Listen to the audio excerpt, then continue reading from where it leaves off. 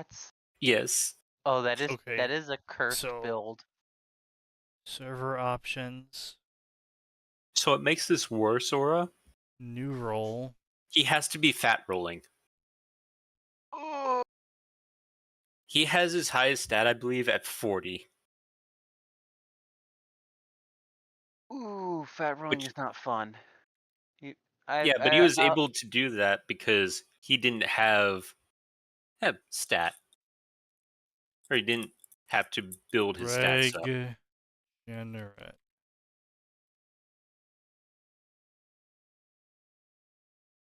Oh no, it's even worse now. He's at 99. 99 what? 99 in his stats. Oh. All right, Sneaky. Maybe you can help me. I cannot. What the fuck does can't reach the DHCP server mean, brother? Homie, you're cooked. What? That's I don't know what that means. Cannot reach DHCP means, bro, your computer ain't getting an IP address. What the fuck? Okay. I'm guessing this is your laptop? No, this is my desktop. Okay, it's very... Wait, you're wired up, right? Are you Wi-Fi? Yeah, wired. Alright, easy. Just go in the network, start menu, type network reset, do that. I already told it to try to restart the network adapter. It did not fix the problem? Yeah, no, do a network reset. It's literally an option called network reset. Okay, we'll try that. He killed the Moonlight Butterfly, Atin. Why? Because he has to kill every single boss. Oh. Would you like to know what it gave him? Gay sex? Unfortunately, that would have been better. What did it give him, Greg? All of his stats have to be equal. His strength is at 99. He has to be fat rolling as well. This poor man is fucked. Okay, I'm hitting the button. Google, could you just do it, please? Google, Windows. Fucking Windows.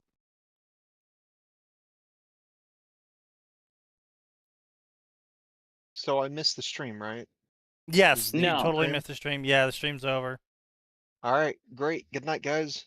Yeah. Cool. So anyway, I'm making a new role for Sign. Oh no. Oh. Oh wait, are we just calling him the Dreg now? Does he get a role? Oh. The Dreg-generate. Nice. That's a good one. Perfect. Do we want to put it above or below the Archivist? It goes above the Archivist.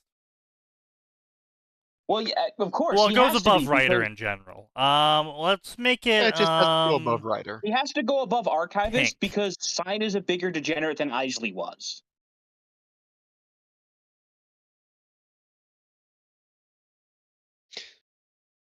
Yes, Twitch. I want to share that I'm on a 7-stream watch streak for the stream that I'm a mod for.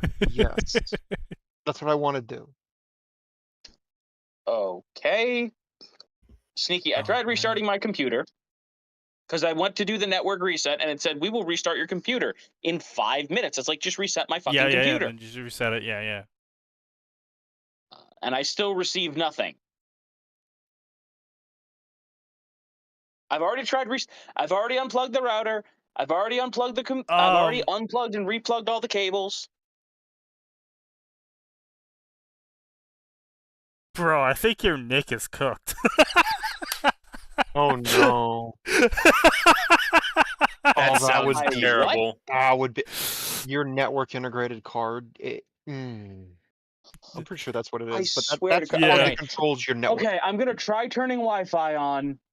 Okay, so good news though is you can buy a separate network integrated card, and plug that into your ×4 slot. Yeah, it should fit in a time. Oh, if it fits in Times Store, it fits into any PCI Well, yeah, it slot. fits into any of them, but yeah. But you can also get an Ethernet adapter. Actually, no, you have one. Didn't you buy one for your Switch? Yeah. You can always do that as well. Oh, true. The nice thing about living digital age is we Okay, have but a if I do fucking of that, adapters like, that work.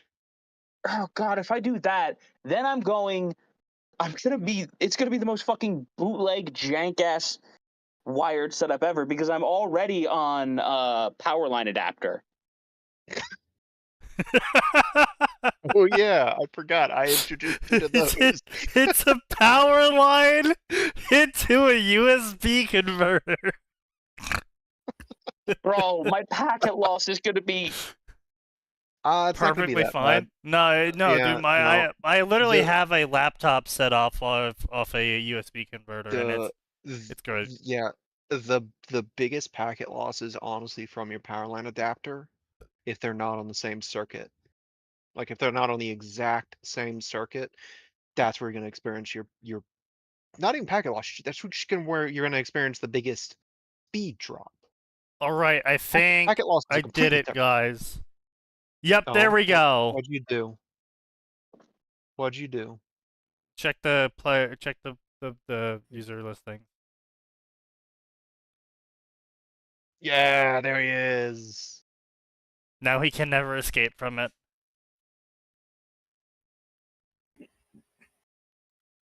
I swear to I God, if my I network feel like I does that. still need to stick Dreg somewhere in that name. Maybe I'll change it from Realstein to Dregstein.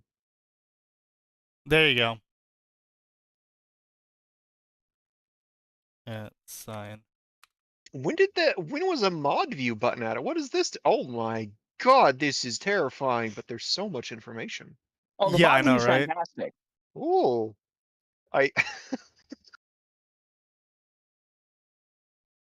You've seen the icon for the kick button? No, what is it? It's an arm from off screen gently escorting a human shaped icon out of Wait, what? I see. check mod view on anyone, and the kick icon is literally just someone being gently escorted out of the building, and the ban is just the hammer. Anyway, Where's mod view? you don't have it because you're not a mod. No, I know. It No, I won't mean, even I connect. have a server. I have my own. I Oh. just Check dump it. shit on. Check it through there. Just right click on a user's name. Yeah, he And can't it do will be that to somewhere in himself because it's a private server for himself. Let me see. I'm a mod on one other server. I can't even connect to the Wi-Fi because the Wi-Fi Oh, I found connection it. is too fucking shit from my room to the router. So I can't even test that. Amazing. Well, I'm actually fucking infuriated right now. well, did you try? Did you try just unplug your switch's USB to Ethernet and plug Wait, that no, I switch got in? an alternative idea. Have you tried plugging your power cable into a different slot for your Ethernet? The power line adapter, no. I can try that. Yeah, try that. Oh, interesting. How awful would it be if he accidentally burnt out the outlet somehow, which they shouldn't be capable of doing that. Yeah, Oh, they that absolutely shouldn't should be not possible. be. Yeah, no, literally should not be. Okay, so the thing that kills power, the thing that kills outlets and light bulbs and all that is not a continuous stream of power. It's when you spikes. unplug and plug it back in. Those spikes you get, that's what kills it. Yeah. Your power line adapter is a continuous stream. It should not Yeah. be capable of killing it. Yeah, nothing's been plugged or unplugged for a very long time.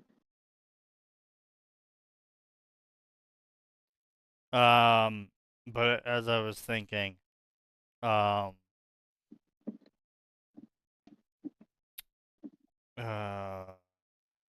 was I thinking? Oh, right. So recently, before we start, recently I heard about a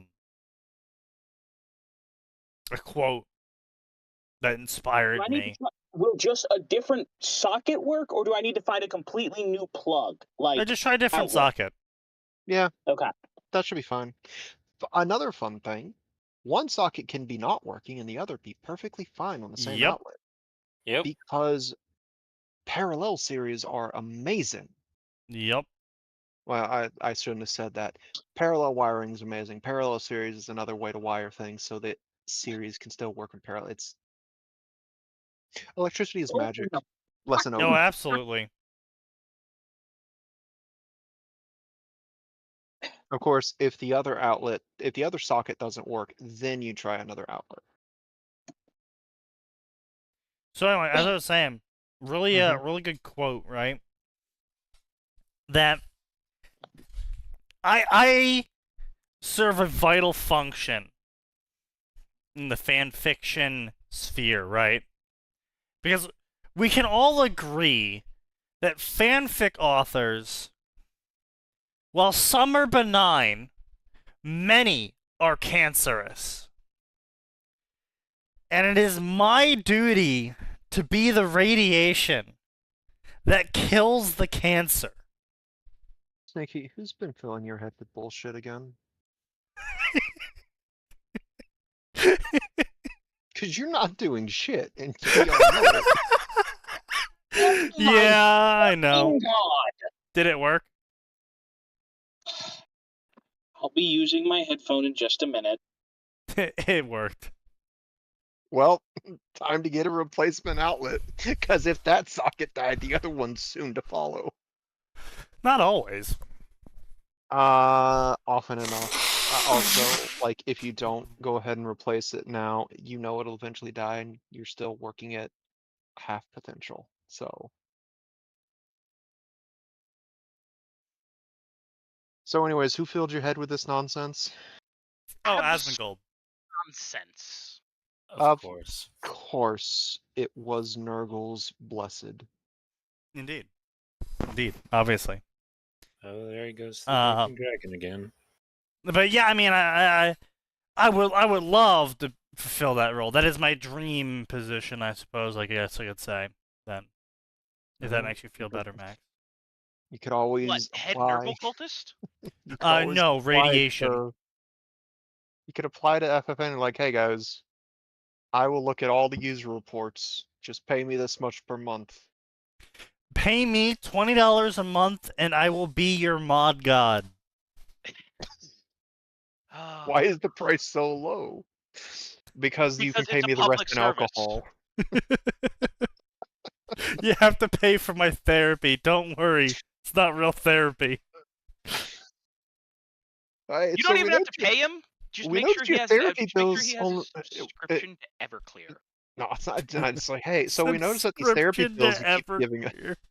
I don't think Everclear does subscriptions. might, but- Subscription to Everclear. Hang on a second. I knew what I fucking said. Let's do some investigation just to see what that gets us. Can I get an alcohol subscription? I'm willing to bet you can from Amazon. I'm pretty sure you can from like maybe not from Amazon, maybe from like a whiskey of the month club or some shit like that. Maybe. Well, no, because I mean, you can tell Amazon to ship groceries. Hang on. They don't sell alcohol as far as I'm aware. That seems like something they should get on. They already operate in all 50 states any Huh. fucking way.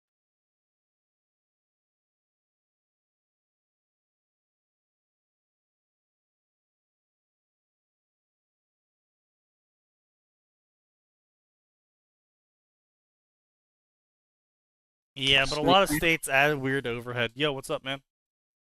Oh, I couldn't hear anything, and I was going to ask if my signal was crap, and y'all were talking. Never mind. No, we just Coming weren't through fine. talking. Yeah, no, I was just blowing my nose.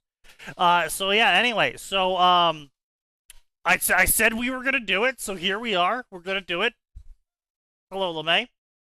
Oh, Oh, of a beach. I was Yep. like, wait, what did Sneaky say we would do? And then my Yep. mind's like, Wild Bow. It's like, no. Yep, Essay, Wild Bow. No. Wild Bow essay time. So everyone's Oh, favorite wow. time period is whenever Wild Bow finishes a story, rare, and drops an essay explaining how he's definitely not cucked. Stop calling him cucked. Please just suck his dick once and stop asking for a worm. It's a very odd essay he dropped. No on all counts. Pretty much, yeah. So, he starts off the essay with, after award, I stated my general plan was to do a shorter series. And one big reason was a lower level investment on my part. Fair. Soon after award, I didn't want to commit to another epic length series and experience the same issues that had plagued Ward from start to finish. Okay, so there's like 19 different problems with this statement. First off, poorly worded. Jesus Christ, dude. You have written millions of words of original story at this point, and you still can't format a sentence correctly. Holy shit. Anyway, the problems with Ward has nothing to do with the length of Ward.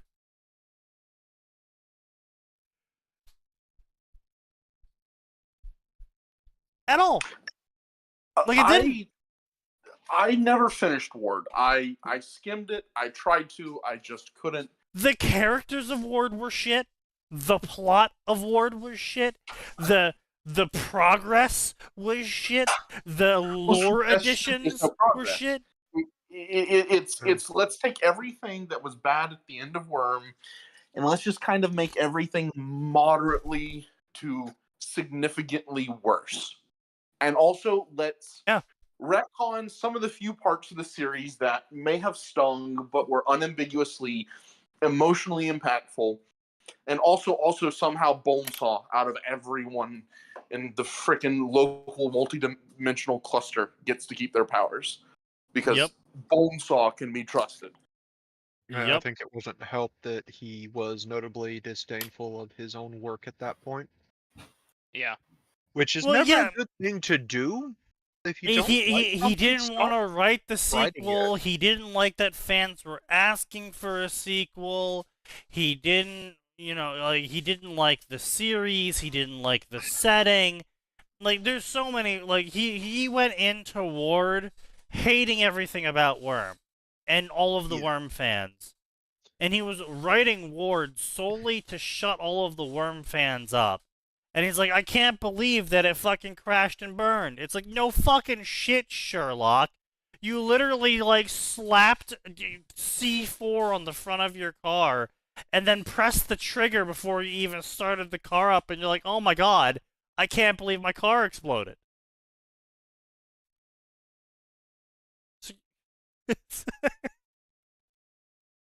It's one of those things where, you need to have a thick skin in certain industries and shit. I would say writing's one of them, because if you don't like people asking you, it's like, listen, guys, story's done. If you want more, go write fan fiction. I can't tell you what to do in your fan fiction. Yes, but also to a degree, the reason why people were asking for more Worm was because he just left so many fucking plot threads unfinished at the end of Worm.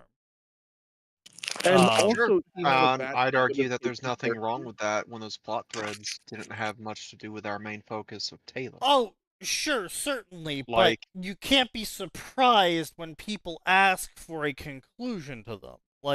Oh, I'm not surprised. You have the right as an author to not finish plot threads, but you also don't have the right as an author to be offended when people ask you to finish those.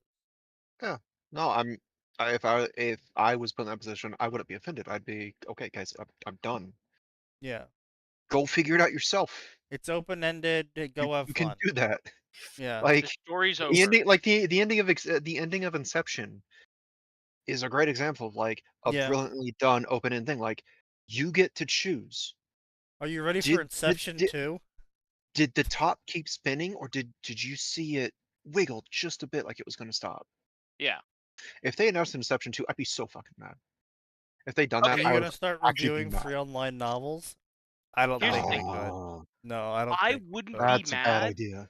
Yeah. Okay, so yes, that's a terrible idea. I wouldn't be mad if they made another film set in the Inception universe.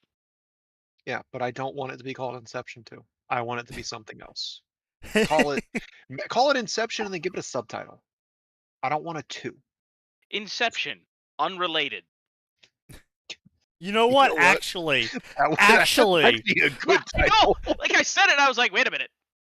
actually, that kind of works. Yes, yes.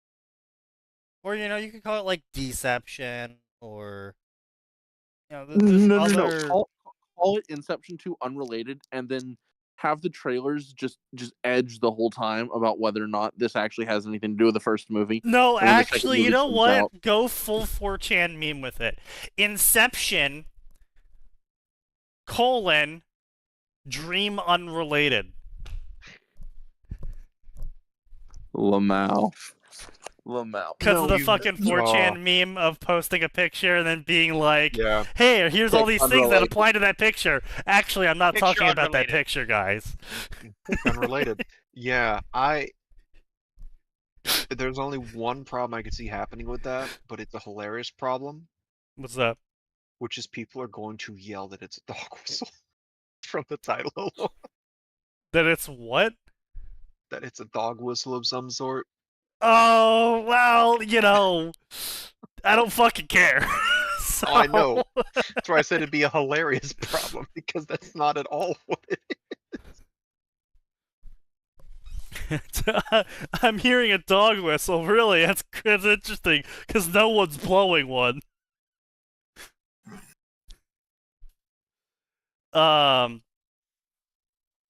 But no, actually, you want to know another fun fact was why I'm so right about harping on fanfiction so much? One of the lead creative writers for Halo in the Halo studios is a fanfic, previously a fanfic writer. Okay, but a fanfic writer for what? Halo. No. Okay. Okay, so for a second, Max was briefly cut off, and I thought Max had acquired the ability to censor himself. No, he does have the ability to censor himself. It's called him not speaking. Yes, I suppose that is a form of censorship. It is not the form to which I was referring, as you well know. Yes. I mean, I can do that. It's called my mute button. Mm-hmm. You have one too, believe it or not. I'm I aware. don't know what you bound it to. Oh, is that what that does? I actually, I bound it to left crouch. Makes sense. Because Now, obviously, that way, if I'm playing one of those horror games that hears my my audio inputs, crouching will instinctively make me stop talking in the game. quite so. Now, the reason why we're covering Wild Bow is because Worm fanfics are like the big fanfic. It is the big Lebowski of fanfics. Everyone and their mother tries to write a Worm fanfic these days. I don't know. I'd almost say it's more like the Reservoir Dogs of fan fiction. Everyone tells you that there's great ones out, that it's great, and you just need to give it a chance, but it never quite holds up the way they say it does. Yeah. Pretty much. But yeah, but there's like so many things that were handled poorly, were done wrong, both in and out of the series when it comes to Wild Bow. Wild Bow was infamous for word of godding so much shit. Bro would just go onto random forum threads and be like, actually, this is the canon now. Or he would just stealth update the Wikipedia. Source, I made it the fuck up. Okay, I mean, when you're the author, you are in fact allowed to go source, I made it the fuck up.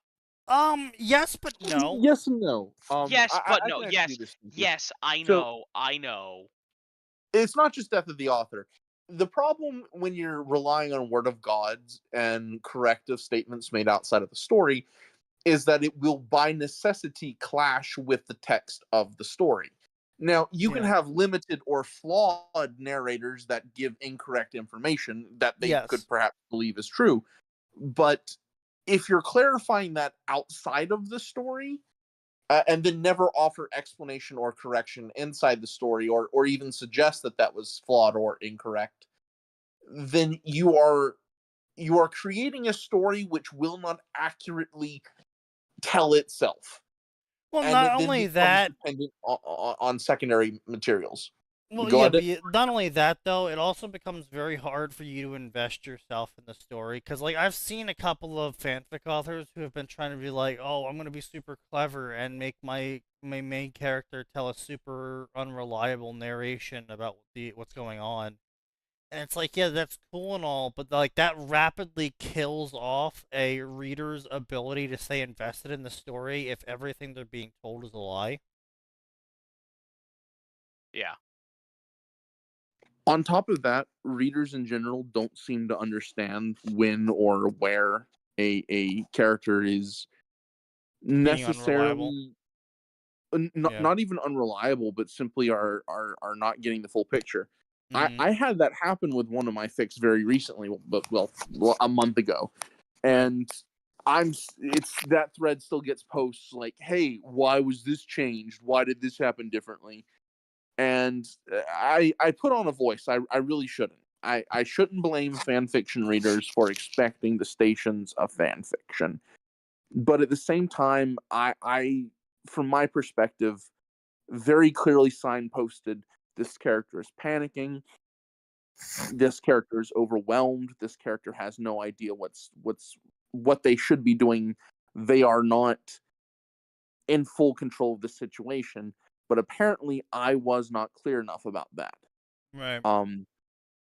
And so both writing original fiction and writing fan fiction in particular, you have to be aware of what you're writing fan fiction for. Worm in particular, there is a meme of hypercompetence, especially in certain places like space battles or sufficient velocity. Yeah. Yeah. And so meme of hypercompetence, it discourages authors having characters make mistakes, or act out of inexperience. And the readers sort of want the characters to act the way they've kind of decided they would if they power gamed it out and they understand all the ins and outs and all the hours of discussion or theorizing or it's wiki not diving. just that. It's just there's a larger portion of the population in this current era that does not have the sufficient mental capacity to genuinely simulate someone who isn't them doing something. So when they read about the main character doing stuff, they're not thinking about the main character as a separate person with separate desires and separate goals. They're thinking of the main character as them because they are physically incapable of doing anything but that. Is that the outside observer test?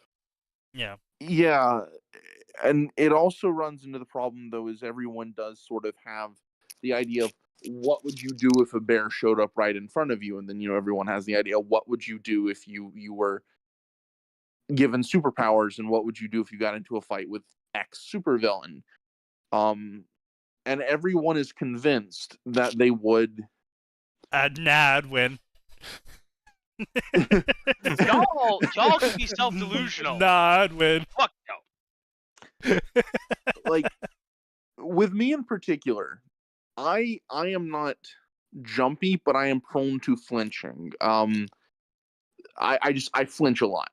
I don't like things moving near me, but I am not like easily scared. I am easily made to flinch, if that makes sense. So like if I knew someone was like, but not scared. Yeah, I'm easily startled, and you really don't want to startle me because I'm going to react to whatever startled me by punching it. Huh. So yeah, if you had all of a sudden an enemy who has super speed and they're constantly in your face or teleporting and constantly in your face, I would probably react very poorly for that first good bit. In a life or death situation, you only need to react poorly once to die. Yeah, pretty much. Yeah. So which story is this about? Hypothetical. No, I'm half referencing criticisms. Criticisms. I will call them criticisms I received for Until Proven Innocent. TLDR, Taylor went to fight Oni Lee, and she was going, I am, all powerful, I will stomp. And Oni Lee responded with, lol, Lamau, I am a teleporting suicide bomber, and I'm going to murder you, little girl. And Taylor, well, she literally killed him because she flinched, and she sent several tons of water gushing through a very tiny space very, very, very rapidly. Yeah, like I said, there's, startling people is great and all until you meet someone who reacts to being startled with violence. Yeah. Then it doesn't work out great. Oh, very much so. And, the whole point of the scene was that Taylor had no idea what she was doing. She was getting her ass kicked. And then she was so scared that when he appeared for a close-up kill shot, she flinched, and her powers were not the kind of powers you want to get flinched by. Yeah. Yeah. And that was that. But the readers were like, why did you power up Oni Lee? Why did you make him so much stronger? And I even had one dude who made a pretty big post. I think it was a couple paragraphs, criticizing me for the way I depicted Oni Lee's powers when he was actually wrong about how Oni Lee's powers work. And what a surprise! It's frustrating. Fucking more news at 11. Dude teleports and makes shadow clones at the same time, right? So, no, actually, he doesn't teleport. He is a line of sight point cloner. What happens is that he creates a clone of himself at his destination, and then the original body disintegrates. So, yeah, but it's effectively teleportation by another set of wording. Depends on whether or not you believe Jack Slash or not. But sorry. Yeah, it's teleporting with delayed disintegration of the original body, you could say. Yes. Well, I mean, it doesn't help that Wildbow has semi-retroactively. I say semi-retroactively because this is not really something I would expect someone to admit, proudly. Is that he's come out and said that Taylor was a part of his schizophrenic self-insert. I mean, that makes sense. He just came out and said it in that essay, man. Oh, I know. He came out and said it in the essay. But I'm saying, it wasn't something that was ever made obvious going into the story. And so him coming out after the story and being like, yeah, guys, that was a self-insert of me. Or well, at least half of my schizophrenia. It's sort of do I accept this statement from him? Yes, because this isn't something that normally people would come out and admit unless it was true. Because it doesn't put them in a great light. I have two questions. First of all, one, can we discuss identities of transgender individuals on the stream? Absolutely not. Yeah. Okay. Because I would say, based on the way that I'm guessing you're going to, no. No, I'm not being edgy. No, we can't because Twitch is very. YouTube is very. And then we also have Sign here, and he's inevitably going to say something fucking stupid. Let me ask one question and ban me if you need to, but has Wildbow come out as transgender? He has not come out as trans. No. Okay. Yeah. So I'm just thinking a little bit with the circus stuff, a little bit with that statement, a little bit with statements in previous. There's a lot of schizophrenia going on where Wildbow has made a lot of frequent self-insert characters who also happen to be women who are emotionally unstable and schizophrenic. And then he later comes out and claims he says self-inserts. It does add an air of question about him. Well, I recall one essay where he specifically kind of poked fun and took a little bit of pride in not actually outing himself completely. It was some comment to the effect of, some people say they know I'm a Canadian man, or they know I'm an American woman, and on and on. And I say on and on. I think it was just a very short, like 3 or 4 sentences. And I'm thinking back to that comment, and I'm just wondering if there was a bit of, especially with how prone to influence from his audience he is. I mean, post cognitively, maybe he started to adopt some of that ideas because, like I said, he is very influenced by his audience. A majority of the later half of Worm was heavily influenced by Cauldron and his comment section on his website. Both sections of the internet I would never even rely on to tell me the color of the sky. So, but Underplayed Creation says the problem with Taylor is that she is not meant to be a flawed narrator. Yeah, you're right. That is the problem with Taylor. Is that Wildbow wrote her as a not flawed narrator, but she absolutely fucking is.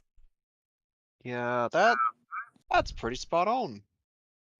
Wildbow ironically makes Wildbow ironically makes a good playground for thrilling, unreliable narration in his urban fantasy world, but only like 10 people have ever read Pact and Pale. Well, again, the reason why a lot of people read Worm and no one ever read any of his other stories is because Wildbow historically made himself known for being absolutely dog shit at world building if the world wasn't already built for him. And that's what happened in Worm, is that he didn't have to build the world. He just looked up shit like Denver and Boston and Detroit and mashed it all into one city and said, yeah, this is like modern day fantasy, guys. The capes have like laser beams and whatever. And that's what he made his world, because he didn't have to build the world. The world was already built. Everyone was already familiar with it. And the capes never really changed too much of the known world. Like, if you think about it, really, the capes would absolutely change things like production and logistic chains, but they didn't, because Wildbow pulled some sort of law out of his ass that, I mean, is believable enough that the U.S. would try to implement, that would say, like, oh, you can't use your cape powers to make shipping things 99% cheaper and faster. That would drive shipping companies out of business. Which is the point. Compete or die. Yeah, well, ironically, Worm is a montage of Taylor making mistakes out of incompetence because she's an author self-insert. Correct. I will actually disagree on that. I don't think she is. I think he might be conflating every author putting some of themselves into the characters they write with being a self-insert to a degree. But I don't think she is. And I will also say, Taylor made mistakes, but she made mistakes because she was, frankly, severely emotionally and mentally damaged. And this was a setting designed to be as grim derp as possible, with people acting as illogically as possible in a lot of cases. Yes, but no. I can think of several moments where Taylor was just flat out incompetent. It wasn't a mental or emotional damage thing. It was just, she was just incompetent. And I'm not saying this as like a castigation. just what it is. She just yeah, I mean, she was like did not know what she was 15. doing. And I don't. And some of those things where she's just flat out incompetent at. I'm not even going to entirely chalk up to Taylor. I'm going to chalk it up to Wildbow having no idea about them. Because, Wildbow's famous for saying shit like that the ABB has only 16 members. Yeah. Infinite mass! And so it's just like, what? 16 members, huh? Well, yeah, because he just clearly doesn't understand how a gang structure works. For me, the way I see Taylor and the way I see her mistakes, because I've mentioned this before, I am very attached to her character, which is why I will die on the hill that she's not Wildbow's self-insert, because that would probably Well, fuck me. Wildbow says that she is. Who are you to deny I'm the author? invoking death of the author. I am personally killing the author. Lamau. No, Twitch. No, I'm not. In real life, I'm going to his house. you look. You can call me the Candyman. No. Hassan Piker jokes aside, Taylor is not. Heck, I wouldn't even call her the average SB user. Thank God, the average SB user would have just died. But no, yeah. This is not a person who sits down and power games. What would I do if I had to fist fight a bear? This is the person who is so miserable and broken down that they very rarely plan things out past the next 20 minutes, never mind the next 2 days. Yeah, so absolutely. Yep. She 110% made mistakes. She made mistakes all the dang time. But I would not chalk it up to rank incompetence so much as ignorance, naivete, and lack of experience. I would argue from a purely tautological standpoint that all of those things can also easily just be called incompetence. The difference is, though, is you can learn and grow from those things. Which, hell, I fucking write worm fanfiction. I wouldn't come out and say Taylor learned or grew from any of those mistakes. Some of them, at least, not. But no. You can. The potential is there. While someone who is deeply and committedly incompetent cannot be taught, they cannot learn. The potential is not there. Yeah, but the potential is, when it comes to a fictional character, for them to learn is entirely up to the author's ability to show us that she can learn. And Wildbow consistently showed us that Taylor, in fact, cannot learn. That whenever Taylor is confronted with the problem of her own making, instead of owning up to it or trying to figure out a solution, she instead doubles down.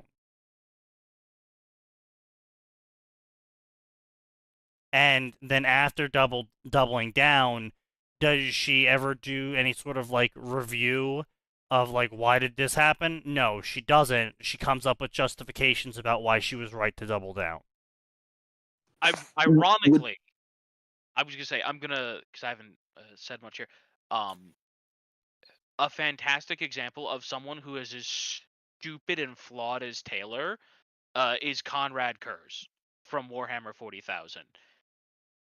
Conrad Kurz is Batman who no, hear me out. He's Batman who murders people.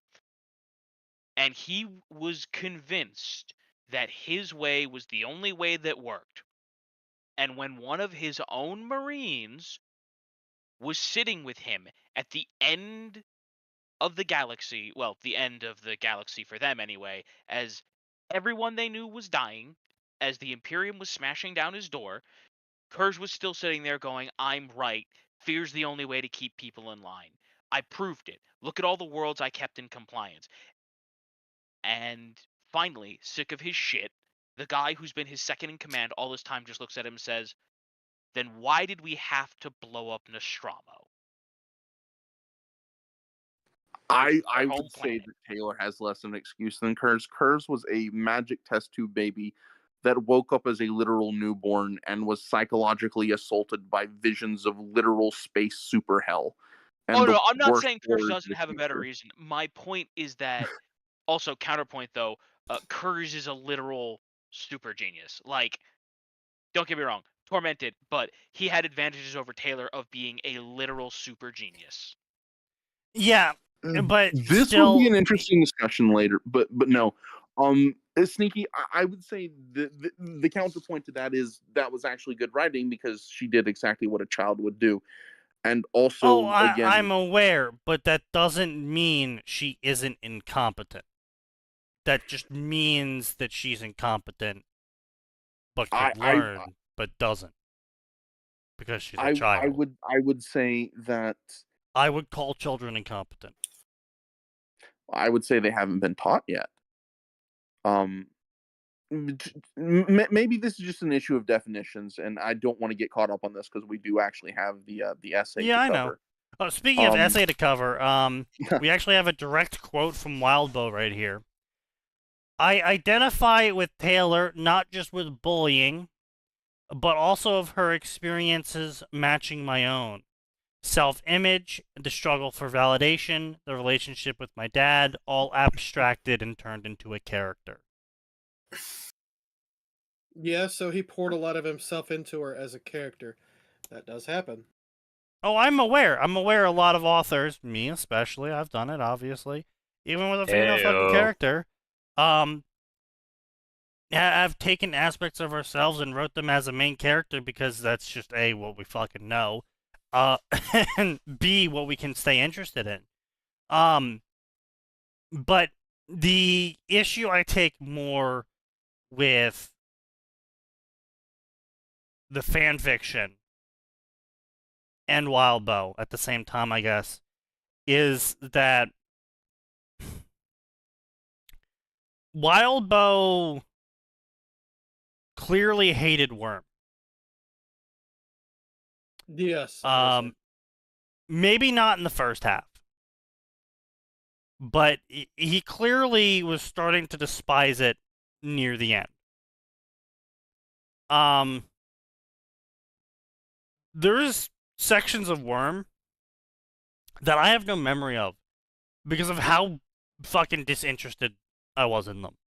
The Chicago arc, the India moment with was his name Fiercey or whatever. Fiercey. Yeah. Fiercey. No, I get what you're saying. It is Fiercey. I thought it was PHIRSE, but the C is spelled. It doesn't matter. What's whatever. It doesn't fucking matter. Yeah. The behemoth fight. Yeah. I remember actually the behemoth fight because I disliked a good chunk of it.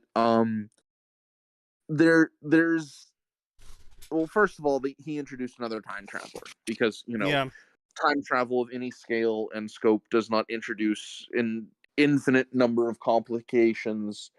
And then also he introduced another power that's like, oh yeah, by the way, magic time energy added to photons to make super planet cracker. And it was very messy. And then to cap it all off, there was a non-Manton, or rather a preferentially Manton limited teleporter that could literally just telefrag people, and was not line of sight. So just literal god tier, I win every fight, all or nothing, instantaneous wins, cape. And there's also the whole thing with the Indian conspiracy of there actually unironically being a network of like, what if the Illuminati but Indian? Yeah. So there was actually a huge multitude of problems introduced, especially when you remember just the sheer scale of population difference between the US and India. And we meet S tier capes in the like 10, 12 chapters that takes place in. It massively jerks the power scaling around even more, and it introduces a lot of problems. But the thing with the Chicago thing is, it was. I understand it was intentionally boring because Taylor was bored and angry and pissed, but he introduced some pretty gaping plot holes. Lisa never bothers to try and contact Taylor. Taylor apparently goes through all this training, but she's such an unlikable bitch that she makes basically zero connections with anyone else, despite being, I mean, starved. She is an unlikable bitch, so. No. So it's Chicago also takes place, after she allegedly somehow manages to murder a character through asphyxiation despite having a time locked brain. But don't worry about that. As well as that's another thing I didn't really get. Yeah, like she could die of asphyxiation even though everything about her is time locked. It's like, what? it's okay. Her body is locked in time, but she still needs to breathe. No? Well, as I understand it, didn't we get like a word of God that she doesn't actually need her brain? Her shard does her thinking for her, or something like that? Yes. Then how the fuck did she kill her? I assumed Alexandria was LARPing the whole time, and it was just part of the path. Yeah, okay, I could buy that. Fun fact, I was banned from Cauldron Mental Asylum Discord for saying that India in Worm is way worse than Germany in Worm.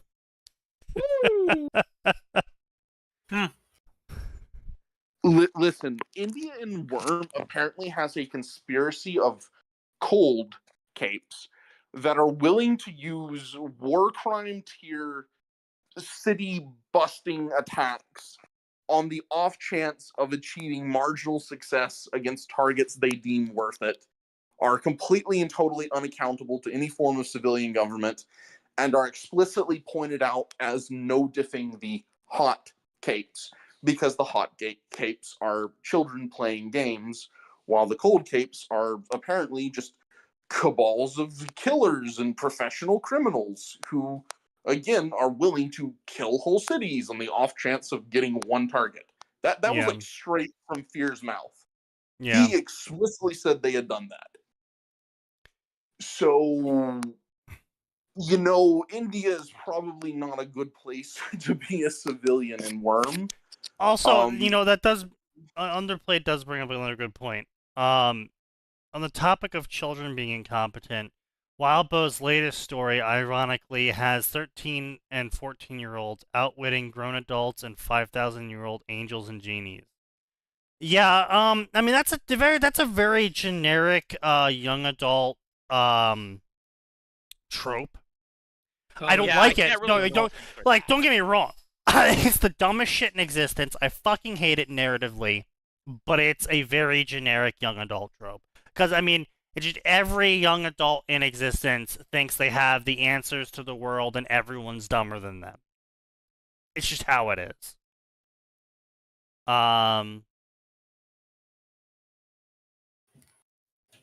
So, it's kind of just like, is it stupid? Yeah. Is it expected? Also, yeah. But anyway, let's get back into the essay. So anyway, Wildbow fucked himself with Ward and still hasn't let it go 5 years, 6 years, 8 years later. Pale ended up being really nice to write, and I decided to go with it. Claw, as it happened, ended up being a chance to try the shorter serial experiment. Things with the artist fell through. I also didn't like my ideas for Project S. Plus, I was really busy, and I had moved, and it was a disaster. And I had a few goals going in, and one was to show myself I could write something shorter. I mean, it's very easy to write something shorter. It actually is.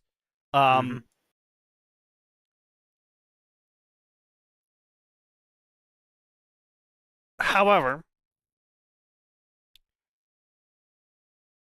my definition of shorter is what Gray and I are writing, because if you actually pay attention to Undying Scarab and how we have it structured, we actually follow a near book format in terms of how long an arc takes to get through.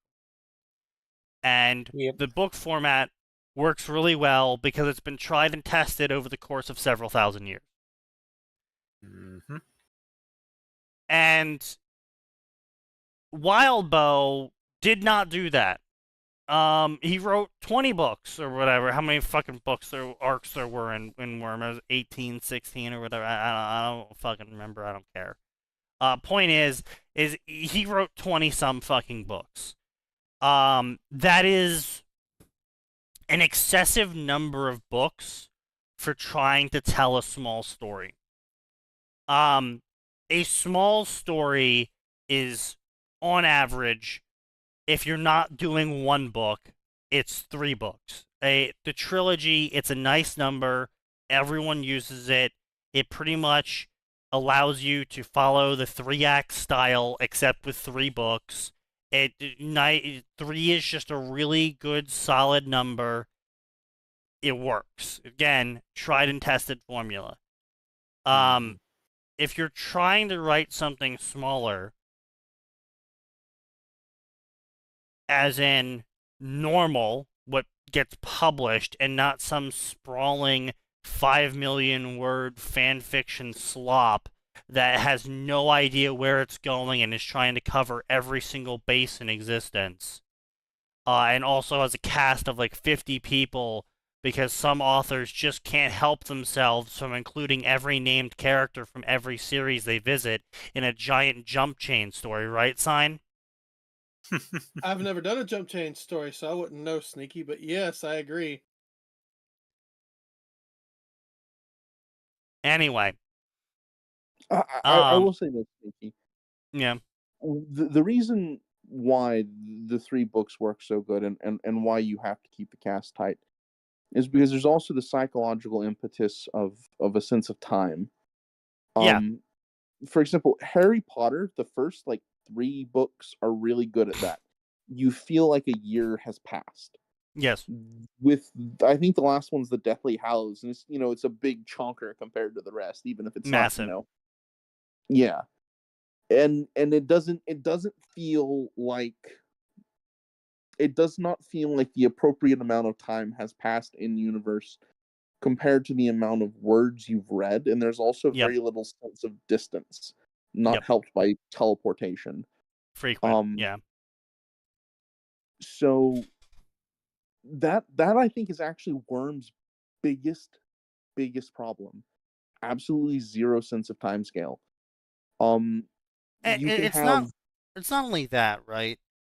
It's also the longer you have your series going on for, the more you have to spend time upping the stakes. Because, if your series is going on for 3 books, you could have the series end with, I don't know, Taylor defeating Leviathan finally.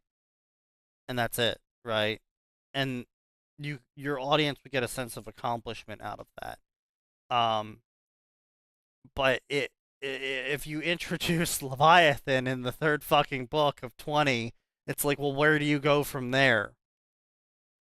If you summon the end boss and you beat the end boss in the 3rd book of 20, where do you go from there?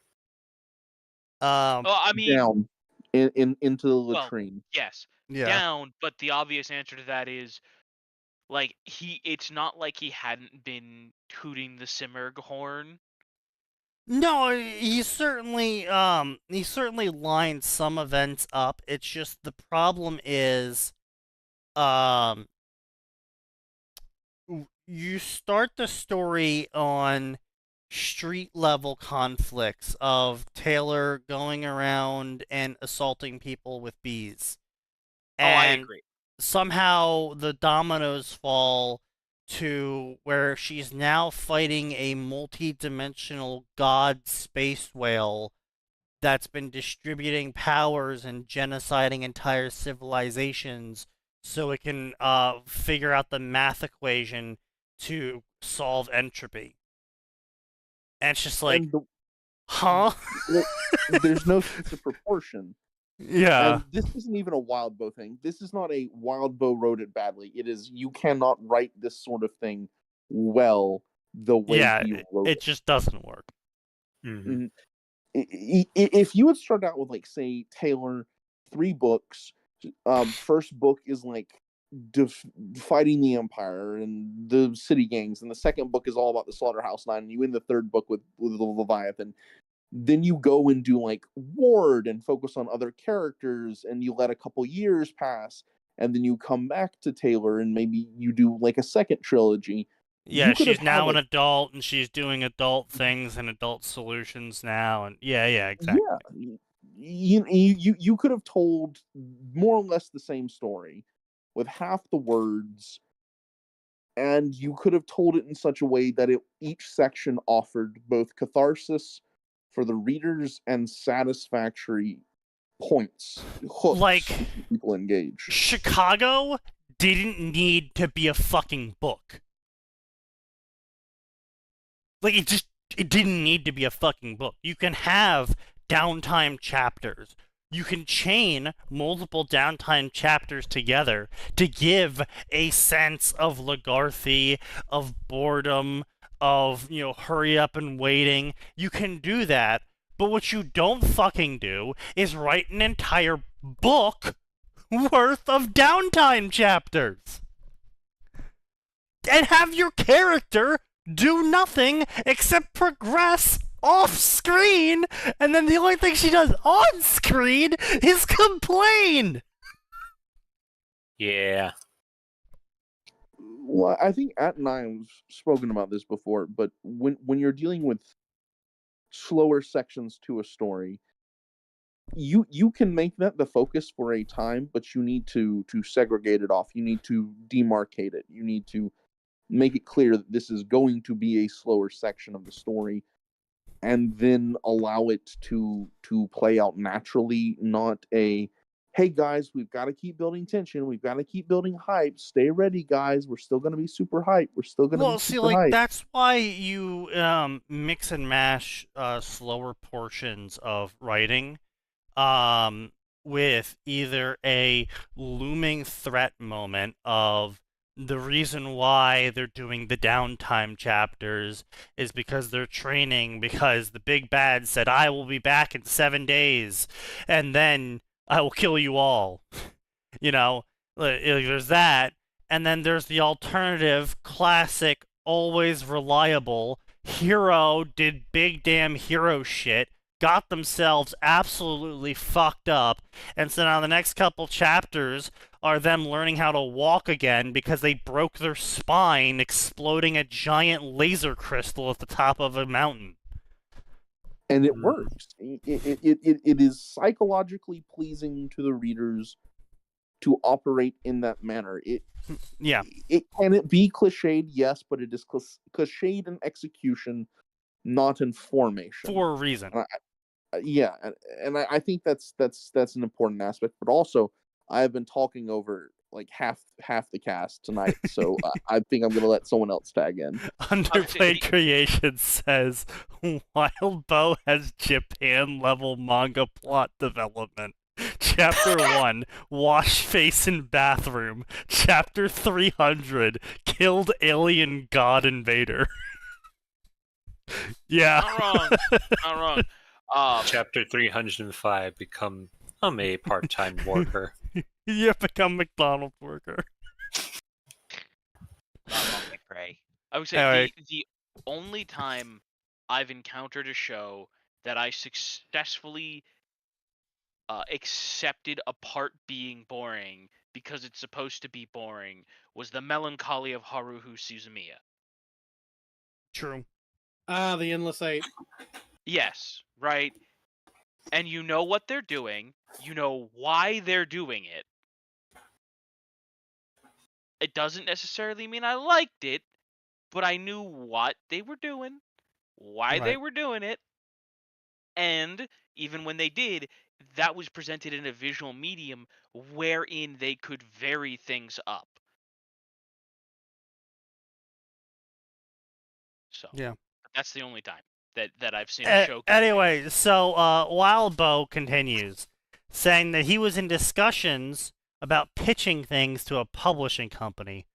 Oh dear God. Please let never any of this man's works get published. And I want to know if I could write something more compact if it comes down to it. Again, like I said, it's just really simple. It's not explaining every detail. I mean, yes, there's fucking Tolkien go off and explain every little detail. Yeah, also majority of that was cut out and put into a different fucking book. Yes. Wild Now Boat's the second story Silmarillion. pact is the worst one when it comes to pacing. The whole thing takes place over the course of 3 days in Act 1, then has a 2-week time skip, and then Act 2 takes 4 days. Wait, the last 2 arcs take 4 days. What? Wild Boat's best pacing is set in the same world where you have chapters and arcs as downtime that serve a purpose and there are clear deadlines. No. Wild Boat just does not understand pacing. And it's not his fault. It's the fault of web novel. Internet chaptering, I don't know, it just fucks with people's heads or something, because people just seemingly can't wrangle plot because they're not paying per page to print this, so they don't have anything really motivating them to restrain themselves from following every plot thread and explaining everything possible. Oh, are we looking at the fucking Wild Boy biography again? Yeah, we're looking at the Wild Bow essay. He has good pacing in Pale, props where it's due. I mean, yeah, good for him if that was true. But like I said, Wildbow unfortunately made a reputation for himself of having absolute dog shit stories that didn't take place that weren't Worm, and so people didn't read Pale, people didn't read Pact, people didn't read Claw. All they did read was Worm and Ward, and is there a third one? No, thank God there isn't. I thought there was one, but it's reviled. Glowworm. That's It's the one. yeah, Glowworm is a interlude. It's a 5-chapter, 10-chapter interlude between Worm and Ward. It's god awful. Shit. It's terrible. It's the worst. It canonized forced homosexuality. Yep, the fight off thing, whatever. Yeah. Yeah, the flight of fuck. Yeah. Yeah. They write as they go with little planning. Yeah, very much so, LeMay. They write as they go with very little planning. And I'm not super critical of it. It's just when the author turns around and then says, why can't I write shorter things? I hate writing long things. It's like watching someone punch themselves in the face and then go, "Oh my God, why is my cheek always bruised?" It's like, well, you're punching yourself in the face, dude. If you just stopped doing that, your cheek wouldn't be bruised. Like, it's completely self-inflicted. Mm-hmm. So, my tolerance for whining about it is low. Well, you perform like you practice. It's like with playing True. football. You know, if you play football and you practice certain maneuvers certain ways 1,000 times, you get into a game, you'll try and pull them off the same way without thinking. That's why playbooks are so secured and so important. Yeah. And so, you know, if you write 1 billion words, you just fucking write Varga Taylor worth of content, then you've trained yourself to write a certain way. And you will probably write that way for the rest of your life, because that's not a skill you're going to unlearn at this point. Well, it's not only that. I thought you said Vega, and I thought that for some reason someone had written a Worm fanfiction where James Vega is in Taylor's head, which I think that could be hilarious. I'm pretty sure that's been done. Probably. But no, it's not just that, because you can easily unlearn things when they have negative consequences, right? Like, if you had an issue where you bite your nails and you were wearing a shock collar that shocked you every time you bit your nails, you would stop biting your nails pretty quickly. Because, that's how your brain learns, is pain. Oh no, I do action, get pain, don't do action anymore, no more pain, yay, win. Happy chemical. But when it comes to writing, like I said, there's no downsides. In fact, there's upsides to writing the way these fanfiction authors write, in where they just turn into these sprawling slag heaps. Because the more chapters they put out, the more readers they get, the more people donate to their Patreon if they have one, the longer they draw out the plot, the more people get invested in it, the more people pay for it, the more favorites they get, the more follows they get, the more comments they get. If they end the story too soon, they stop growing. Everyone wants to see number go up.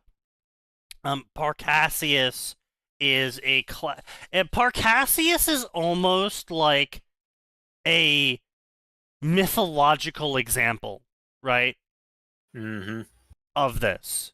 Because he's like Greek myth level of tragedy. Yes, he's the extreme end of where he found out it works to get him more numbers and money goes up, and just never stopped. Well, why I call him a Greek tragedy is simply because he basically follows the path of Greek tragedy, where he first found success, but when he tried to replicate that success over and over again, he ignored the warning signs that the replication was not going to keep working. And eventually the path that he used to get success became the path that damned him. He is massively fallen off in terms of Patreon money. He has massively fallen off in terms of follows and favorites. He has a core reader base still, but those are just kids with infinite time who have no issues waiting, months for the next chapter of one of his 97 new stories to come out. And almost none of his stories ever get fucking finished these days. He's like finished maybe like 2 or 3 of them at best. The ones that are finished feel like they're 10. cut off and either should have had more, or that there should have been a sequel for it, or he just cut it off short to remake it. Honestly, no, not really. The ones that finished. Well, Fate and Time, for example, just dragged on for too long. It should have ended like 80 chapters ago. Yes. Or at least gotten to a new plot point. It is the same plot point for 80 chapters. Yeah, and that's the modern Parcassius issue, is that he has fallen so deep into the hole, he can no longer get himself out of it, and so he turns one sentence into a whole chapter and publishes that now. And so and just we're uses going different on words to describe the same thing in 4 paragraphs. Yeah, like he fucking pulls a Tolkien and he's like, yeah, you see that leaf that just flew by Shiro's head? Let me tell you the entire history of that tree and that leaf to you. Oh, what's that? The chapter's over? Oh, well, come back next time to hear about the history of the branch Shiro just stepped on. Don't forget why that leaf is the color it is as well in the next 3 chapters. Yeah, of course. And don't forget why the leaf is important. Because we've got to go back to it. I guarantee we do.